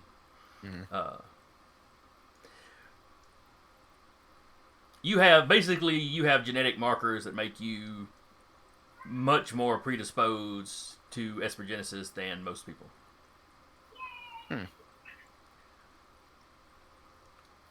So there is no need to add that to you. Is essentially what the notation says. Okay. Of course, now hold curious as to what it would say about someone who's an Ashen Forged. There is a notation on Hull, but it's more of a query trying to figure out what he is. Interesting. The rest of you, it identifies you as an unknown species. But you're pretty standard biological, where Hull is something odd. Like maybe Hull is- the Ekajati had never invented Ashen Forge, so it doesn't know what to make of him. Hull is 12 people stacked in a trench coat. It's true. It's just Killbot in a flesh suit. It was me all along! He's actually a family of leprechauns in a mecha. It's a giant mecha by their standards. That's the new Big Eye Small Mouth campaign. Actually, that's, The Gold Diggers comic. yeah, that's right. You had some of their side characters that, it was, instead of Keith being the boss, you had O'Keith, and they formed the Blazing Shillelagh. Oh, jeez. But their mech was like 5'5" or something. To the point where, like, the main character's dad, when he walks up to his house, he opens the door, doesn't see them, and has to look down. But anyway, we're getting sidetracked. Fun comic. I will have to look out for a second, Jason. Alright. Where was I? Oh, right. It doesn't seem to know what to make an Ashen Forge. The rest of you it identifies as unknown life forms. But then there's a lot of and you probably wouldn't be finding this. You'd be finding this on one of the other pieces of equipment that was taking that information. But it kind of breaks it breaks you down into categories. Okay. Giving you the impression that the Ekajati had, they'd categorized multiple species by, similarities, almost like clades. So, with humans and Promethean? Prometheans, thank you. It's like there's nothing super surprising there. Your baseline sentient species. It notes the extreme amount of genetic modification that's been done to the Prometheans. Refers to it as primitive. I don't know if that would cause any ruffled feathers or anything. Adrian doesn't care at this point. Cat's like, fair compared to him, probably. Yeah. And it does note the link between your two species. Between mine and theirs? Yeah, it Okay. it notes the fact that clearly these two came from whatever this guy is, and were modified into something else.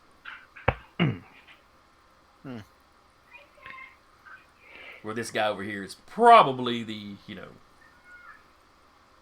not prime specimen, but the progenitor species. Mm-hmm. Next room. Hopefully without a machine buzzing us, yes. All the labs on this level seem to have been involved in something related to Espers. I'm gonna try to get into the computers, see what I can find. Okay, give me a computer roll. The security on this floor is a little better. Okay. 19. And we'll assume Patrick's helping you, so yeah, we'll go with the 19. Yeah.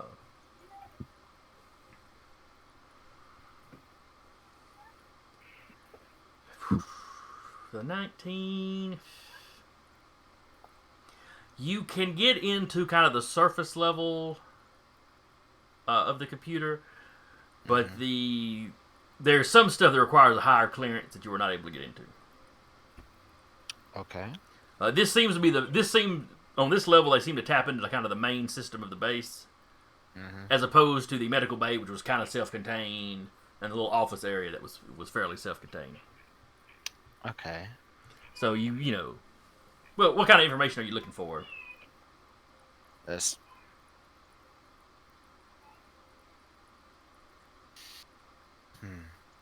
Since it was brought up, anything that looks like it might have something to do with their ascension. Okay. You pull up records on an experiment in boosting Esper powers that they had some success with. It wasn't something they used regularly on anybody because there were some side effects early on.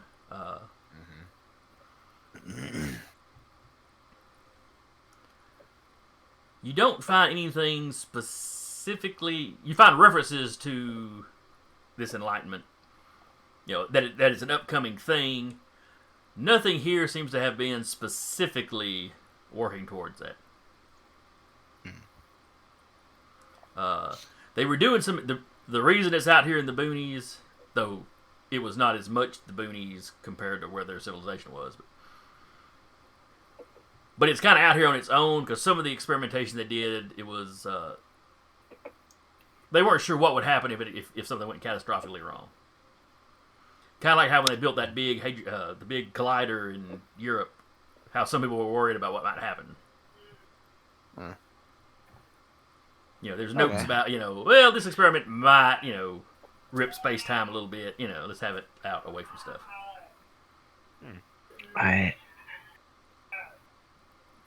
Which is why with two bases on the planet, they had them as far apart as they did.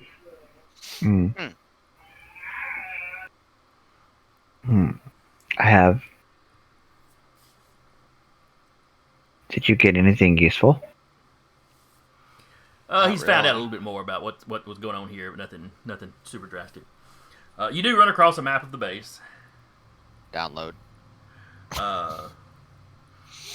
Right click, save as. Not counting the ground level, there are 7 floors. You are on the second to bottom. Apparently, the Ekajati just number their levels starting at the bottom up. Okay. I have an idea. So, fun fact: these are being buffeted by your advances through your. I've seen you use Black Hat. I know what it's called. Are being buffeted by Esper powers. Yes. I am capable of removing them, but Me too. let's maybe save that for right now. All right. What does the map say on floor 1? That is classified. That is some of the higher clearance level you could not access. Okay. On some of the other levels, you got living quarters. There's one floor that the entire floor is the recreational stuff. Okay, Lounges, interesting. some sort of indoor sports thing. You're familiar with the name, but don't know necessarily what the sport actually is. Okay. Some sort of sports ball or whatever. Hmm. Apparently, they were quite big on keeping themselves physically fit, as well as trying to expand their knowledge. And that's the other floors, basically. Let's see. Secured floor. You got one more floor of labs. Okay. Living area, recreational area. Kind of the housekeeping, all your kitchen stuff. Your repairs for like your maintenance, all that kind of stuff's on one floor together. Okay. And then there's the ground floor, quote unquote. Mm-hmm. About that. Okay. Adrian's gonna try to look around through more computers, see if there's anything that might look like a head office for this floor, maybe. Now that he has the map. Yeah, it looks like both laboratory floors have kind of a head, kind of a what you would assume is probably the head office. Okay. The recreational one wouldn't. You see several rooms that look like they could be offices on the housekeeping, maintenance, cafeteria level floor, probably for each department. Alright. Okay. Now, quick reminder to me: what was the head of that? What was the guy's name that was the head of the faction that's after us? I was just looking at that. Henry Cyrno. Henry Cyrno. Okay.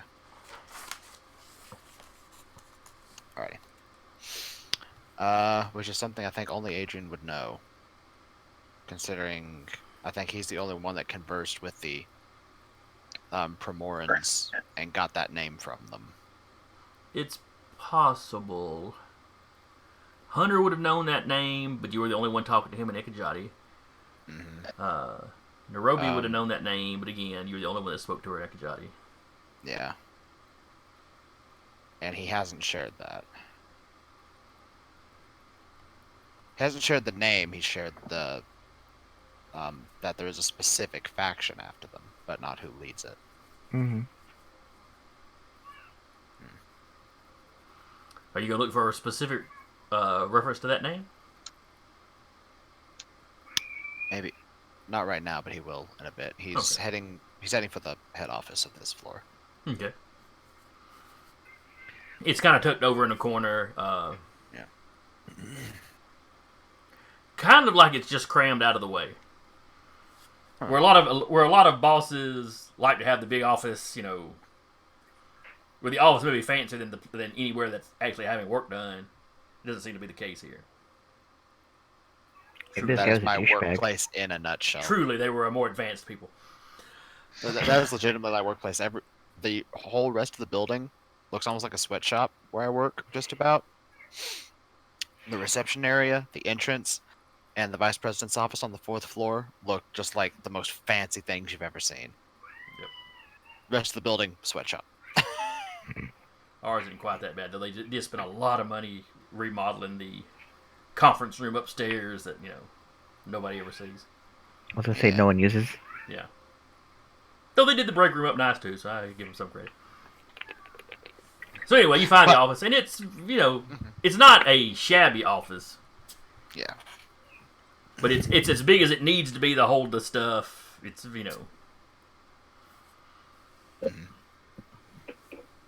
Okay, he's gonna see if there's a terminal in there he can get into. There is a terminal in there. Let's see if you can get into it. I'll assist. He'll look at Armand and say, "All right, do that on this one." All right. I will cast. Fuck, what was it? Unravel effect. Now, What I know I'm assuming it works kind of like It's dispel magic. Yeah, It's basically dispel magic, yeah. and I don't have anything over 4th level, so or over 3rd level, so I'm going to be casting it at 3rd level. Okay. What was it called again? Unravel effect. effect. I'm assuming I have to roll for it because I'm assuming that, it's higher than 3rd level because it probably wasn't meant to be dispelled. Unravel effect. Alright. Good job, Jay.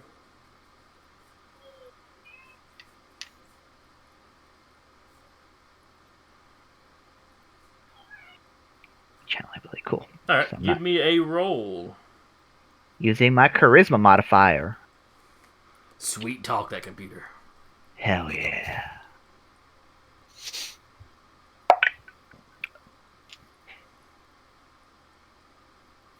As his camera freezes.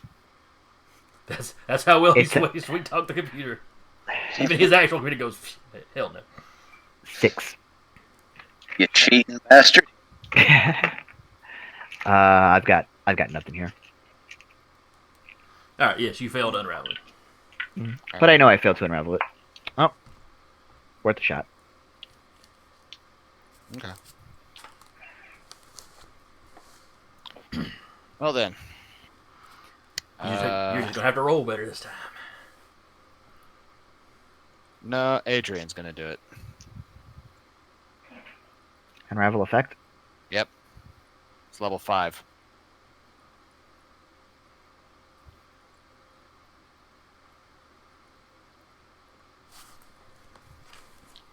So it automatically does anything level 5, or you're saying... Anything level 5 and below gets automatically dispelled. Okay, so it's a rank 3 ability, so when you use it at its base rank, anything 3 or... Okay, I see how this works. Alright. So, yeah. It goes away. Okay. Just had to roll down a damn 13. Okay. He'll just Black Hat.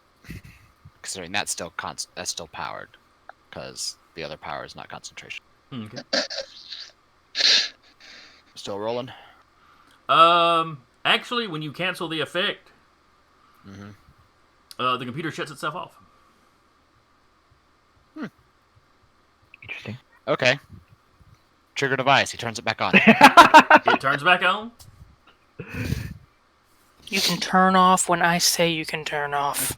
Basically. I'm thinking the effects, and this would probably be more mechanics or what's that?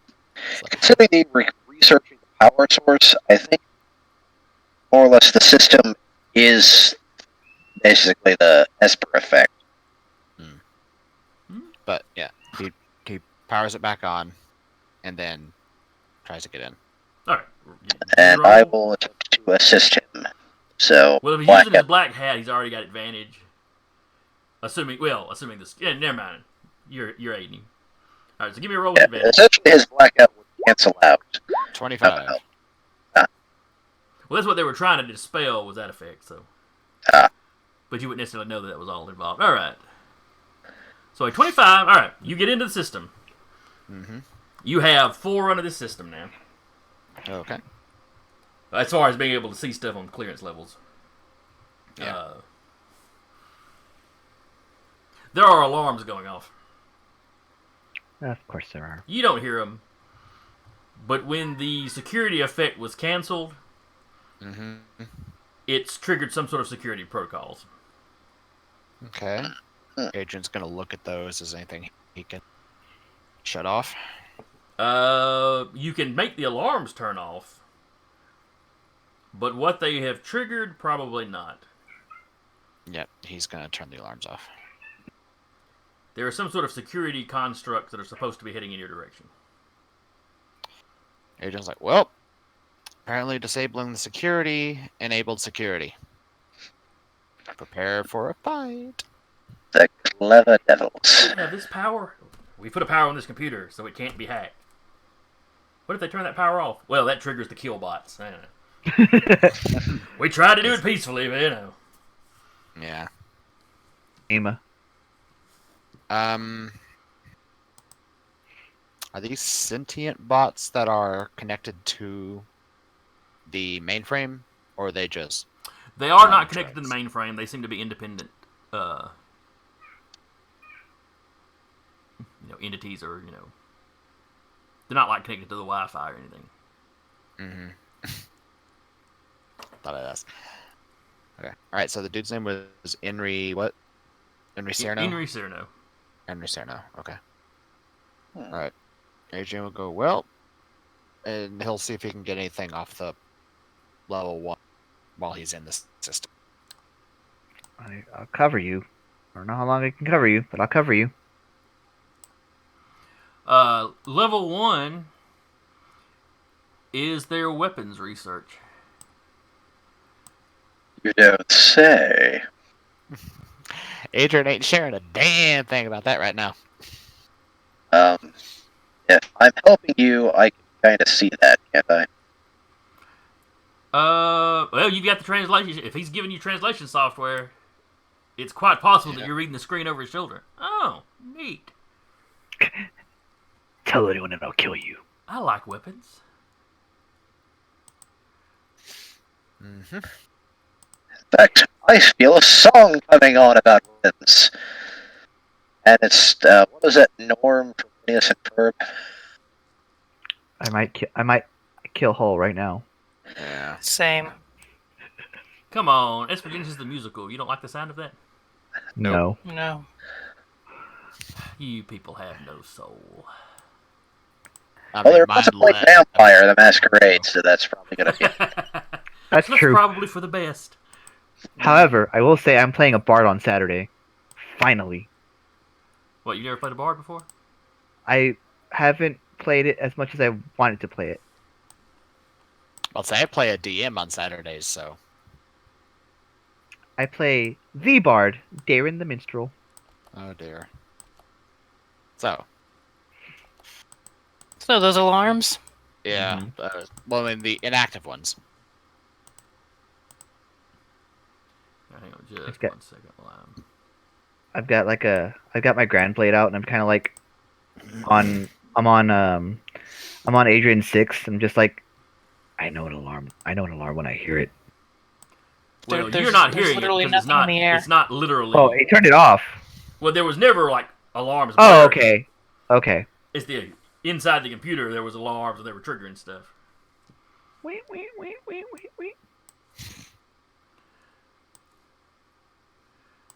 Alright, hang on just a second while I swap over to the Esper Genesis overlay with a map. I imagine we're probably in here somewhere. Since you said it was out of the way. So there we go. Ah, dang it. Something happened? No. It's just, It all broke. I thought I had invited them in the same order where I wouldn't have to swap names around. R.I.P. But apparently, I should have invited Eric last. Okay. I see how it is.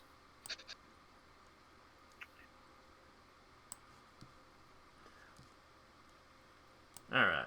And let's see, where were you? Yes, let's use this little area here as the office. Okay. For some reason, I'm not seeing the pings. The room all the way on the end. This one? Yes. Yes. Remember to shrink your thingies. Well, can we? I don't know. I don't think we have that option. Hey guys, pretend you only take up 1 square. Mm-hmm. Well, that's going to be tricky for me. Hole was you- he was snacking heavy on the trip over here. There I go. Yeah, I don't understand why it resizes the... Do you have a grid on here? I do not. I know that's what triggers That's it. why. I just don't know why they would have it do that. Oh, Wait a minute. Yeah, if you don't have a grid on here, it's gonna just throw them on here huge mungus. there you go. I think it's probably based on how big the picture file is. Yeah, Okay. probably in the original Or ones, the but yeah. resolution or something. I don't know. I have an idea. That may or may not make this meaningless. Oh boy. I mean, you made him switch the map, and we're already here. Can we go and kill some? Armand just had his grand bait out this whole time. But what would Adrian do? That's fair. I mean, true. What did Adrian do? He'll look over at Hall's like, you might want to dismiss your robot friend for a second. I power down. Killbot. Just power down me and he's gone. Well, I also have other things that I can do as well. Yeah. Well, hold on that. Okay, just so I know, is Killbot like gone, or is he just still sticking around? If I dismiss him, it takes me like 10 minutes to bring him back. So He's effectively gone. You were basically, Patrick, your idea was basically to shut him down, so if it's an EMP, it wouldn't affect him. correct. But I'm not sure if that's what's about to happen. Nope. But We're gonna find out. Adrian's gonna look around and is like, well, your robot's gonna die. Through then. the cracked door, you hear the elevator down the hallway. Level 2? And Adrian will drop concentration on Black Hat because he has access to the system now. Anyway. Yeah, you And can give yourself. You basically put yourself in with administrative access. Yeah, or he whatever. did. And then he will activate Obfuscate. And because all of his powers are now level 5, everybody but Killbot goes invisible. Okay. I just picture Killbot hiding behind the desk. Hands up, don't shoot. No gun, no shoot, please. They made me do it. I didn't want to come here. A really sad part in Rogue One. He will just kind of collapse and stand basically, literally, kind of behind the desk. Because basically, it will look like he's just a box at this point. That's right. You have described Killbot to be able to fold up, haven't you? Yeah.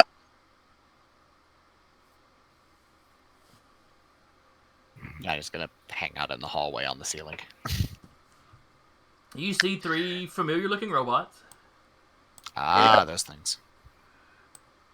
3 of them. Armanto, move.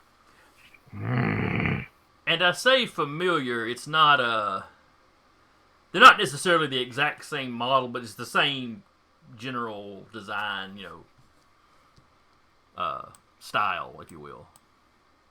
Visually, they look very similar.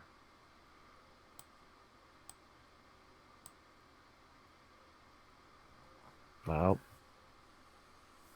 they're here, Adrian. They step in, they begin scanning the area.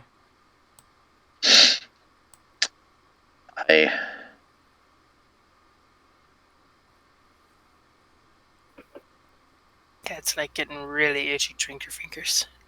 Mm-hmm. Armanto's gripping his grand blade real tight. It's like the scene in Jurassic Park. One of them steps over and starts scanning Killbot. Does that one move? No, it Or is he blocking stand the doorway. Blocking the doorway? Okay. Yanni is gonna go over Where did I have these guys? and Tickle him. Yanni's gonna go over, it's gonna become visible like right here. In this end. And we'll speak in Ekajati. Greetings. And Yanni explodes. He's hoping to move this one so we can like sneak out the hallway. Alright, so Yanni appears and goes, greetings. In Ekajati. The 2 on either side don't seem to respond. This one is continuing to examine Killbot. Mm-hmm.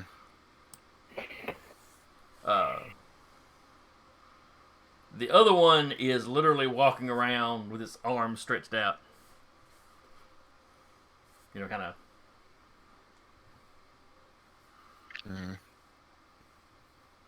Because probably they've encountered people with obfuscate in the past. This is clearly a species that was very into Esper abilities, and yeah. The one at the door looks at Yanni. Unauthorized personnel. You have illegally accessed secure files.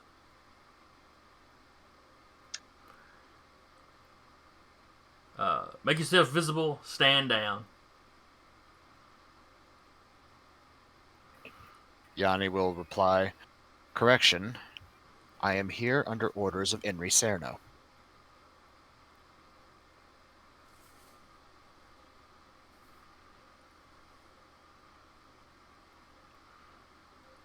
Inri Cerno is not a staff member of this facility.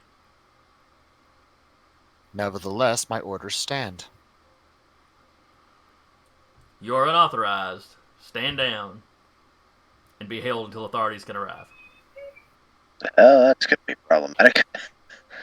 If you check your database, the name Arden Sterling will appear as an authorized personnel.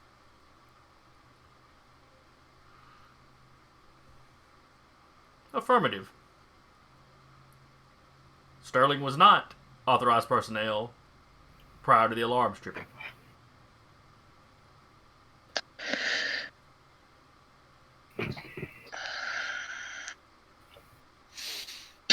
Stand down, and you will not be harmed. Resist, and we will decimate you. Under what protocol? I don't know if it's a protocol per se, but if they try to arrest you and you resist, they can escalate. This was essentially a military operation, so they're not. Yeah. Who are they gonna take us to? They're just going to hold you until somebody in authority shows up. Records state that those capable of being in authority are no longer capable of arriving. Query, who would arrive? Statement. That's not my damn problem.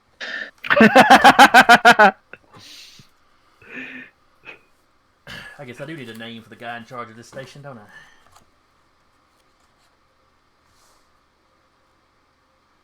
It's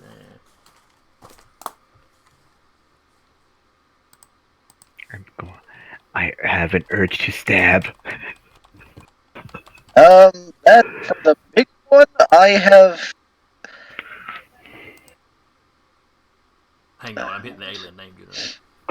He's in the corner, like Kill Bill sirens playing, and Armando's head. And, well, I have 3 things that I can do at this stage. So anyway, I started blasting.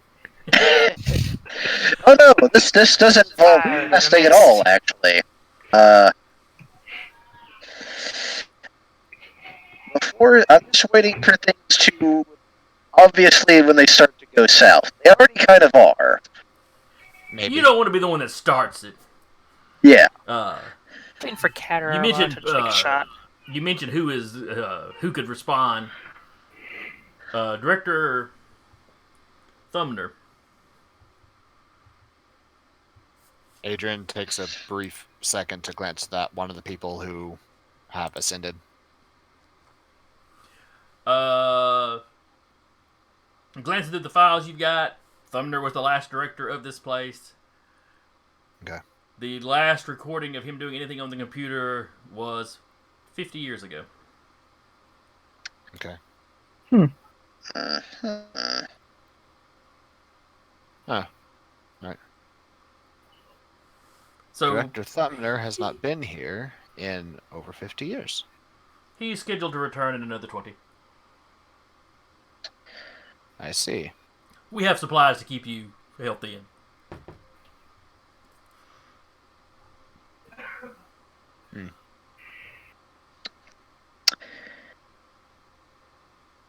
and more or less the text message, "Are we going loud?" Oh, you send that out to everybody else? Mm. Yeah. Adrian just glances at the robots from his hiding place. Invisibly. Yeah, and he's just rolls his eyes, spots the text message. Because I know everybody's fucking horny for it. Yanni winks out as a text message appears. Well, I tried, and I need all three of them to make dexterity saves. Oh shit. All right, what are you doing? What are you unleashing? A satellite Bullshit. plasma cannon. Oh. So it's What? shooting I mean- from space? No, As one it does. appears. Essentially, I get the image of us all being crushed against the side of the wall. A plasma cannon appears, it fires, and then goes away. Yanni got some damn upgrades. And suddenly it's not Yanni in the mirror, it's a big ass cannon. The first thing I thought of was one of my favorite powers off of Champions Online. It was in their Gadgeteer power set. And it was an orbital laser. Your character goes... Space. And then you have a target that starts forming up around them, under your target, and then you have the beam drop down from space. From the description of this power, that's not inaccurate. All right, what was the name of the power again? Hold on, I got you. I got you. Oh yeah, you can just throw it in the chat. Is it basically Flame Strike? Where's the? How do we?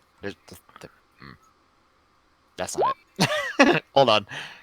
Incinerate. Include. There we go. That's also concerning, though. Incinerate. All right. There. Like an aerial strike from a large plasma. It is basically. Yeah. Flame Strike. Hell yeah.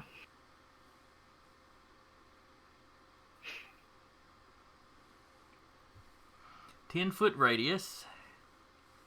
So you couldn't get all three of them, but you could grab any two you wanted.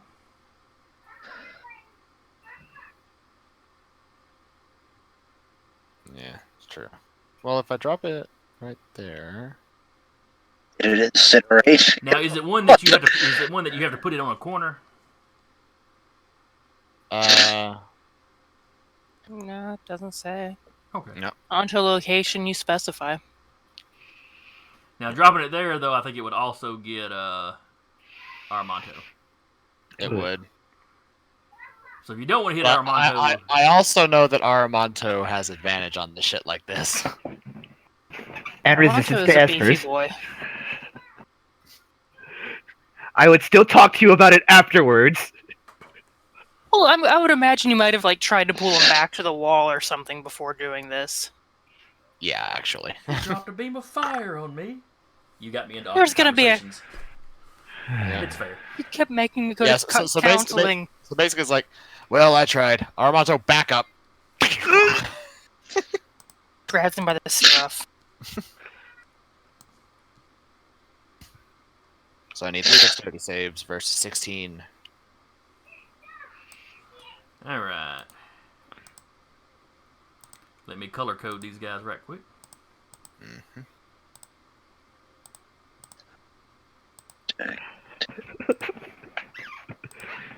All right. So basically, this goes right past Aramonto's face. Wait, am I too close? No, you're not. You're Okay. just outside the range. You and Aramonto both are just outside range. Cat and Armanto just don't have eyebrows anymore. But hey, all of you are still invisible, so you have advantage when you lash out. I had advantage anyway. So I'm red, gonna blue, move and purple. I have red, blue, and purple dice. Yeah, I'm moving Yanni to where the epicenter basically was. Okay. But he has blinked My out. eyebrows! Yeah, he is winked out because he would not survive that. All right. Aramonto's just like this the whole time.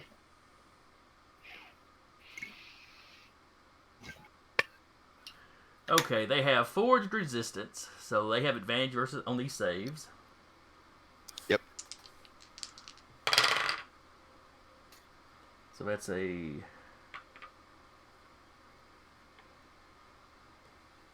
And what were they needing to reach? 16. Okay. And this is a deck save? All right. So that was their first roll, and then for their advantage.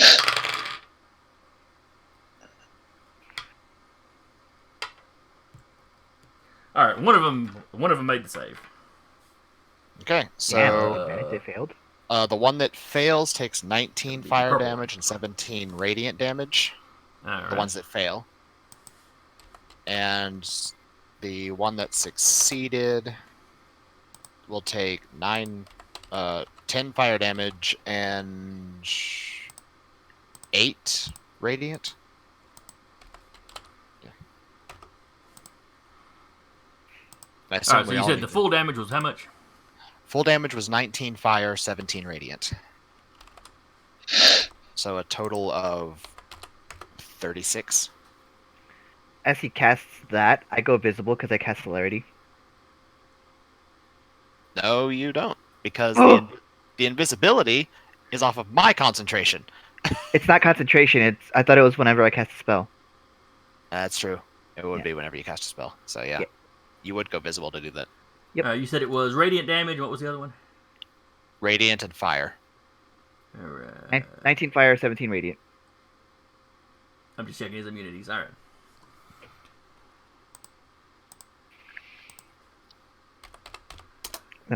And then Aramatsu goes visible to cast celerity. And the other guy got. You said it was 10. 10 fire and 8 radiant. Alright. The one that succeeded. Yeah. Okay. They clearly took some damage from it, so nobody is immune. Mm-hmm. And everybody just learned the new power Adrian figured out. And then let's see, was Armado hit by it? No. No. Okay. We yoinked him back. Yeah, he told Armando to back up 5 feet. Oh yeah, well, you had a little bit of time, so yeah, you could have done it. Yeah. Fair enough. And then Aramatsu drops his invisibility to cast celerity on himself. So he's the only one visible of the group. I might be in seconds, depending on how this. We should probably roll initiative first. Yes. We are currently in our surprise round, more or less. So I think we all do our shtick, and then we go to. Let me do some dope rogue shit. Come on. I just want to be like surprised because it's like an automatic critical. Just let me do my dope shit. Oh crap. This is surprise, technically. Hang on a second. I was putting the player characters on there instead of letting y'all do y'all sheet. All right. So click on your minis and then roll your initiative. So Mini. would Hull and Cat get their surprise action for this, since we're basically jumping them? Yes. Okay. Now remember, it's a surprise action, not a whole round. So I don't think you Yeah. can move and do something. You could move or like activating the powers and stuff, but that works perfect. Mm-hmm. Oh Yeah, that's what I did. better roll Yeah, their like initiative. he activated celerity. Adrian dropped incinerate. Cat's gonna shoot someone with her big ass gun. Do it. It's an automatic critical, according to you. I clicked the wrong button. Vital strike. Yeah, that's true. Been holding on to that since level 3. 3. Do it. I never get to surprise people. Roll better initiative. I've been trying, but usually we're already like right on top of them. Like, yo, what's up, bro? We're not known for our subtlety. I'm not known for my subtlety. Fair. Well, 3 of you are still invisible, so All right. Alright. So Kat, what are you doing for your surprise? Oh, With authority. shit. is that like ×4 damage? Yes. A crit on top of an auto crit? Does she hit the one behind it? 4 straight through. All right, which one are you shooting at? Blue, red, You or know purple? what? Let's go. Well, does this do we have any? There's no range restriction on ranged weapons. I don't believe. Actually, no, because I've got this. It won't matter. True. Oh, okay. You're good. Okay, yeah, I'm shooting the guy straight in front of me. Like, Alright. put the gun like up under the robot chin and just unload it. All right, so blue, Okay. and that was You get sneak for that, right? I do. That was a natural 20. Oh hell And you get yeah! to double it. Oh, that's delicious. So 25 in sneak 25 and and 27 sneaking. and Oh, man. attack. So 52 damage. 52 kaboom damage is what I'm Feels hearing. good to be a rogue. Yeah. Let's see here. I almost did the called shot too for sniper, and I'm like, nah. And that is piercing damage. Yes. Is there Forged anything piercing damage. I was about to ask. Okay. That's a forged sniper rifle. Yeah, that's In that that's the big case, damage his shot. immunities do not matter. How dead is he? Oh, he's hurt. He's noticeably. Hmm. Let's see here. Are these all the same kind of robots, or one is more obviously the man version? All three of these looked about the same. They're a little different from the one you encountered in that first. I almost said dungeon. In that first base. Okay, so good to know they have over 80 HP. They beefy. Oh, he's still got over 80 HP. Anyway. Who else is going to take a surprise round? I will. I will have to drop my invisibility here. However, I'm going to try to use, where are they as the name? Control matrix on this guy. All right. Give me an intelligence save. I have a question. Go on.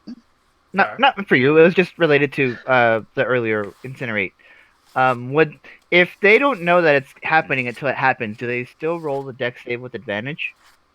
It's built into their nature, yeah. Yeah. It's just that they're harder to affect with powers, period. Yeah. Gotcha. I mean, Yanni's the same. He has Okay. he has Esper resistances Just checking. too. It'd be like this, like someone saying, "Oh, catch you," but because you have your Esper resistance because of your nature, it's like, do you know they're coming? Nope. Okay, full damage. Okay, you attempt to assume control of Sure. an automation or construct. All right. I don't have advantage on my things though. I just have resistance and Yeah. and I add a bit to my saving throws. All right. So intelligence. And you're doing this on purple. Yes. He still gets his forged resistance. What's your DC? All right. He got a 16. What did he need, Patrick? Oh, where's my, Do you have a 20? Do you have a 20 in your casting stat? no, I do not. Okay, then you succeeded. Then it passed. Yeah. Exactly what it needed, unfortunately. All right.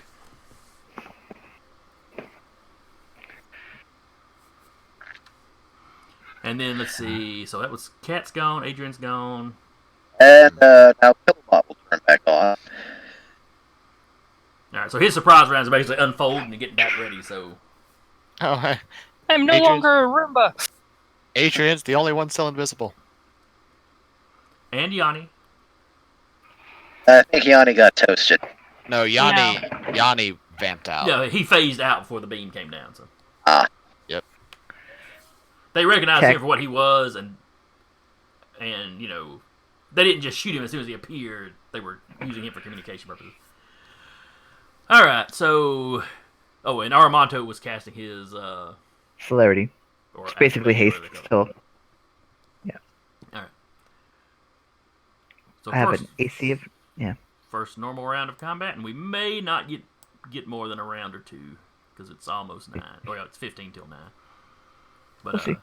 yeah, we might. If not, next week we'll start right here. So top of the order is Cat.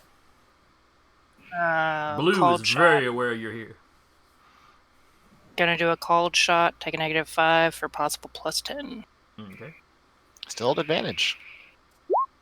21 hit him. It does indeed. All right. It's still a. Is it like Assassins where if you hit them before they go, is it still an advantage? Yeah, I think I have Yeah. that. Yeah. It's still It's advantage, much- so you get sneak attack. That's Yep. what I was asking. And it's still a critical hit, right? No. No. Because it's not Rickle is surprised. only if surprised. He's aware. Yes, he is definitely. So So you that did another is 25 plus 15.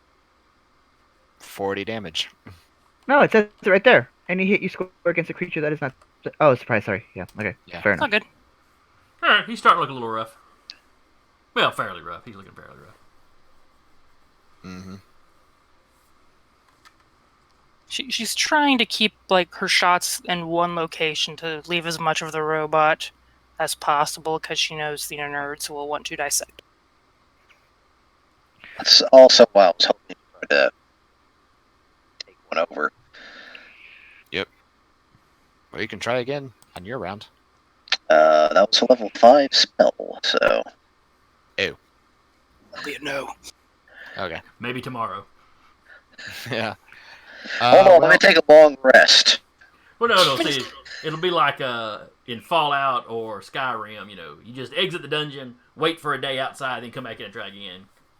Because it'll be calm. Yeah. Basically. It'll work. It's fine. Just eat some cheese. Adrian, you're up.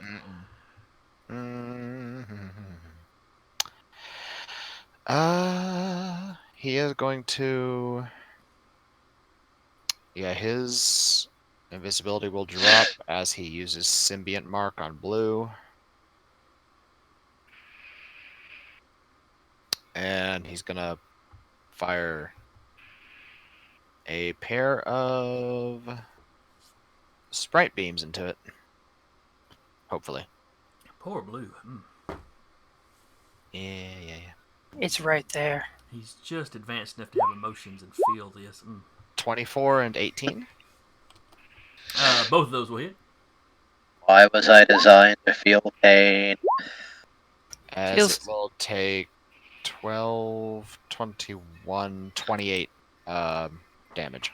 Okay. And what kind of damage is this? Force and psychic. Okay, he's got immunities to the psychic, but not to the force. Okay. All right, so Use the force. the force. Yeah, how much of it was just force? 16. All right. He's Big he ain't oof. got- he ain't got much left in him. He's still up though. He is still up. Mm-hmm. Okay. And then it is his turn. Well, I mean, seeing that the psychic did nothing, he'll deactivate Symbiont Mark again.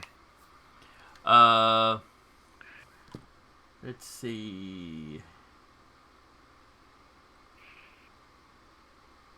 I have a feeling I'm on his hit list. You are, but you're not alone. You've got friends that are going to get mauled as well. Group bonding, guys. Group bonding. Just like Armando once. Aramonto is not paying attention to anything right now. He's got tunnel vision. All right, the man targets one or more creatures that it can see within 10 feet of it. So that's Everybody. everybody except Hull. Hull's a little. Let's see, 5. Yeah, Hull's more than 10 feet. But you other three, give me a Wisdom saving throw. Everyone had 3. Question: is this a mind-altering effect? It is not. It Caused is. by an Esper? Well, It seems to be some sort of sonic attack. Okay. well, damn. What do we add, Armando? 3. 14. 11. Dirty 20. All right, the 14 fails. You said 11, Eric. Mm-hmm. Armado, what did you get? Dirty 20.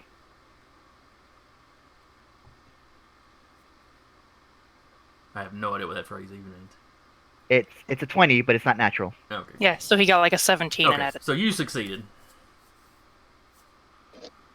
It's a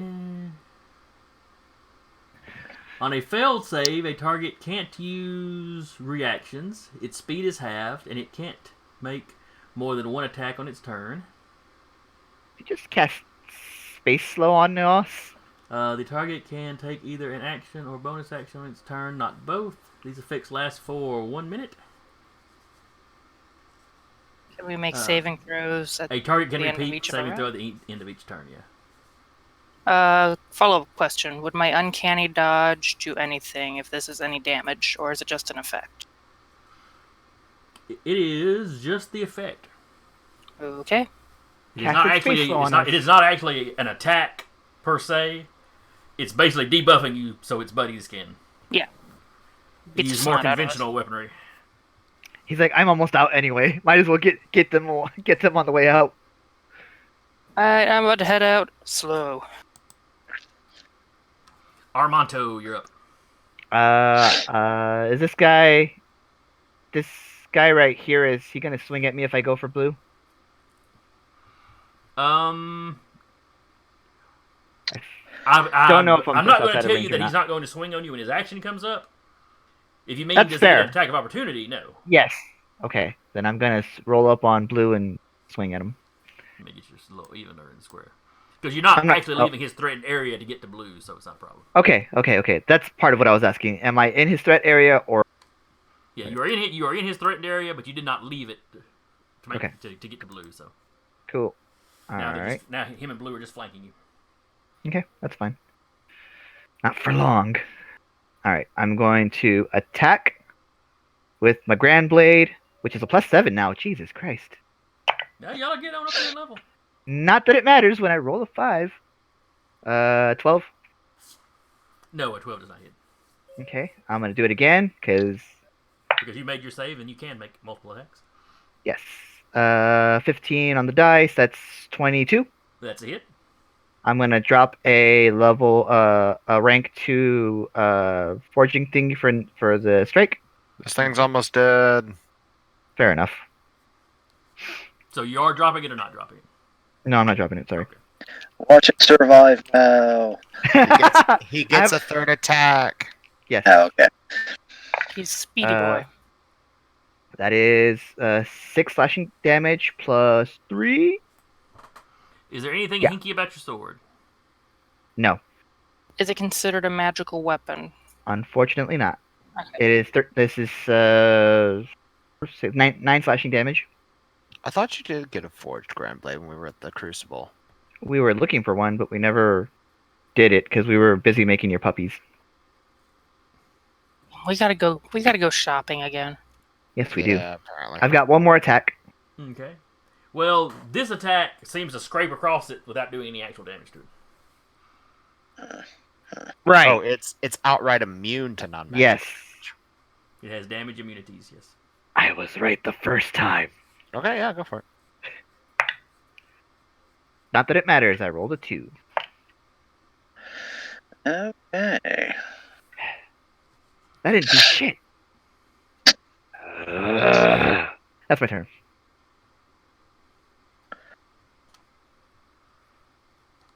That's weird that it doesn't make. Okay, I mean, because isn't the Grand Blade part of the rig or no?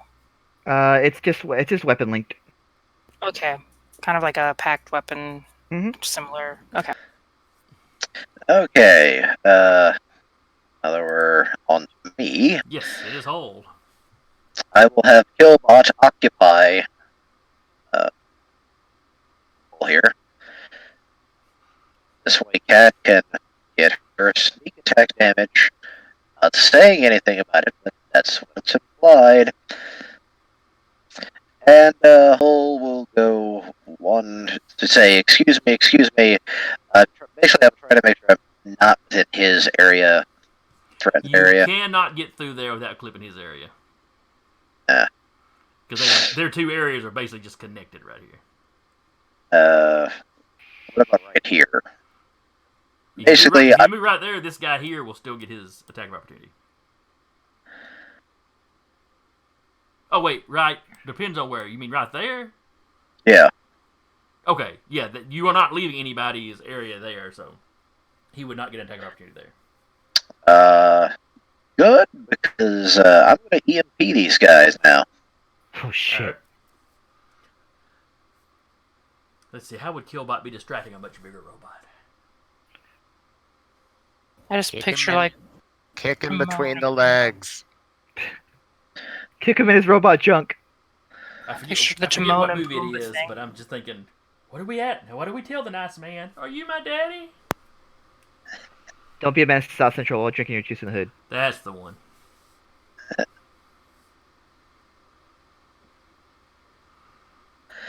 Alright, so what do they need to roll for the EMP? That's actually one of my. That's just a class ability I have. Go back to engineer. Forging rig. Here we are. Another intelligence saving throw, unfortunately.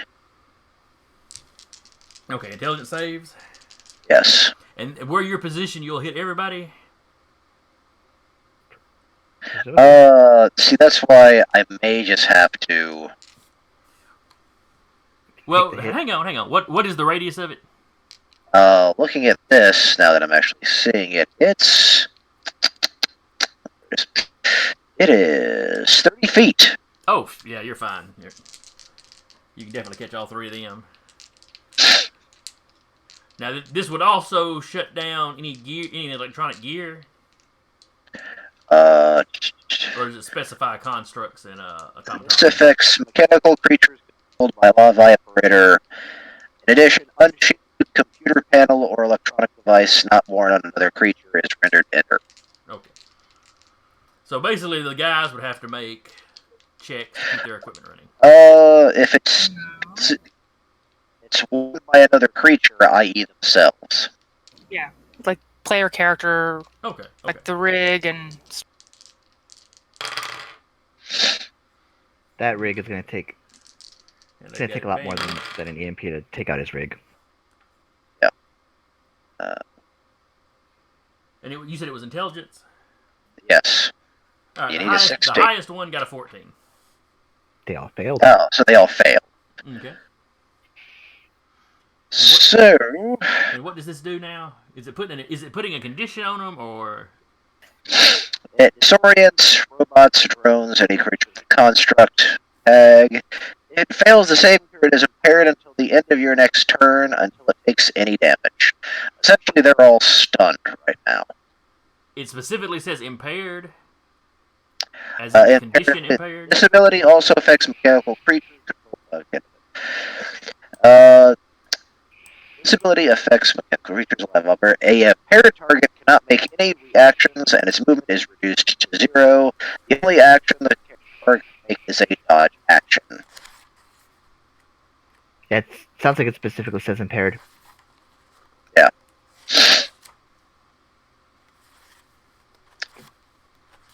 Because it is immune to the impaired condition, but the impaired condition may not be what that's talking about right there, maybe.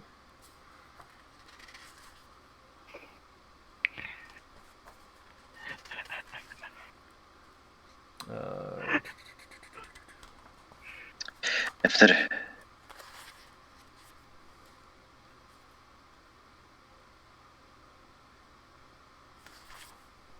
because this seems to be talking about the electromagnetic pulse, the actual class feature period. I don't know how the impaired condition works.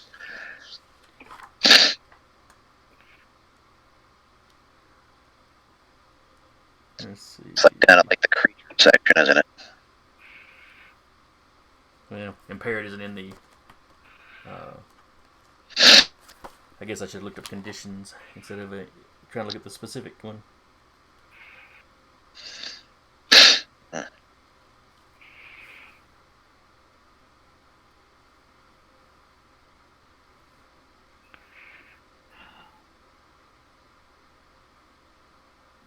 Conditions 282.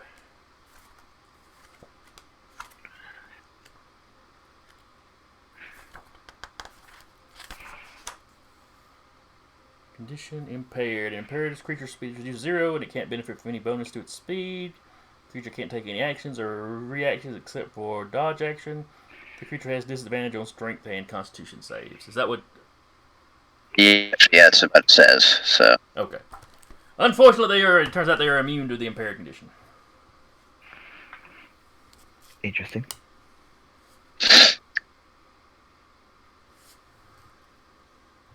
But, it's not something you would have known. considering this is a forged ability, would they be? Because her forged rifle negates physical.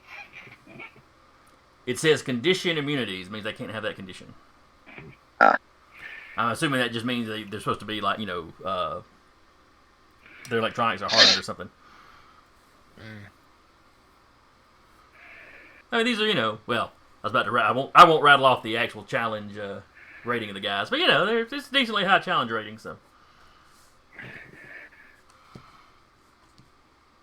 all right, and then next up is red and then purple. Red will take, I guess, a shot at Patrick since he can't get to anybody else.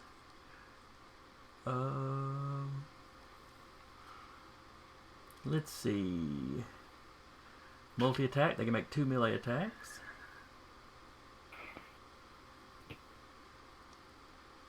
Let's see. Or they can use their blade launcher.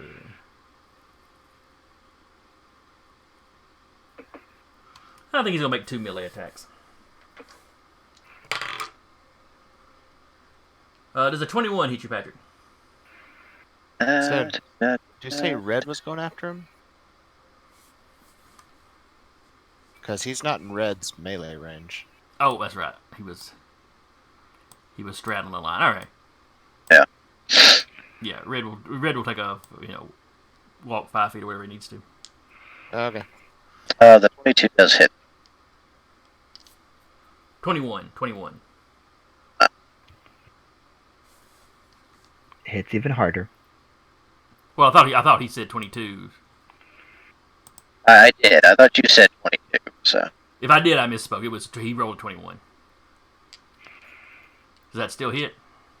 yes, it does. Okay. I'll go ahead and roll the damage for that before I roll his next attack.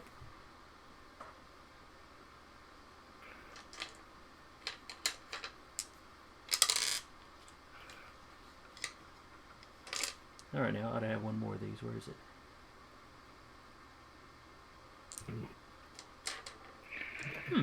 Must have lost the dice at this point. 8. 16 points of damage. Slashing. Oof. And his next attack is a 13. That misses. That misses, okay.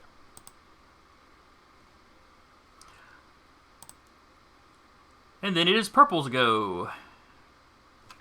Hold on. What was the damage on that one? 18, you said? I think that's what I said. Is that what I said, everybody? The damage? Yeah. 13, yes. 13, okay. Okay. What's that damage? Okay. And then Purple's going to take a couple swings at Armanto. Bring it, bitch. Natural 1 on one of them, That's a miss. and a 22 what on I the other thought. one. 22 hits.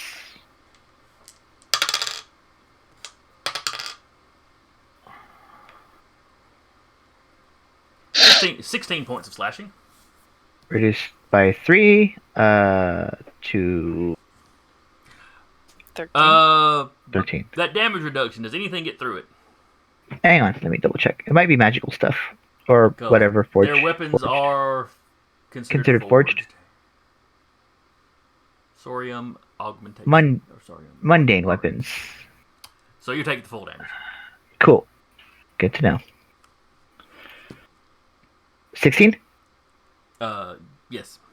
Okay. That brings us back to the top of the order, and it is 9 o'clock. So we will wrap up here, and we will start up next week with the violence. Yes. And then maybe a mad dash to escape, or who knows. Mad teleport. There could be self-destructs. They ain't gonna tell what's coming. So anyway, anybody come by and watch this later, I hope you enjoyed it. Hello, YouTube. Hello, YouTube. I had fun running. I hope you guys had fun. If I didn't really have a proper map ready to go. But anyway. It's alright. A map is a map. This is true. This is true. Probably won't even use the maps when we do Vampire. But anyway. Please don't. So that wraps us up for tonight. Tomorrow night should be Monster of the Week. Yep. Do you remember the campaign? We don't have a... yes, Eyes of the Fallen. Eyes of the Fallen. Thank you. We don't have a Furnace for until after they get back from Winter Fantasy. Okay, so you're in a break after Strahd. Yeah, we are taking a 3-week-long break. We've earned it.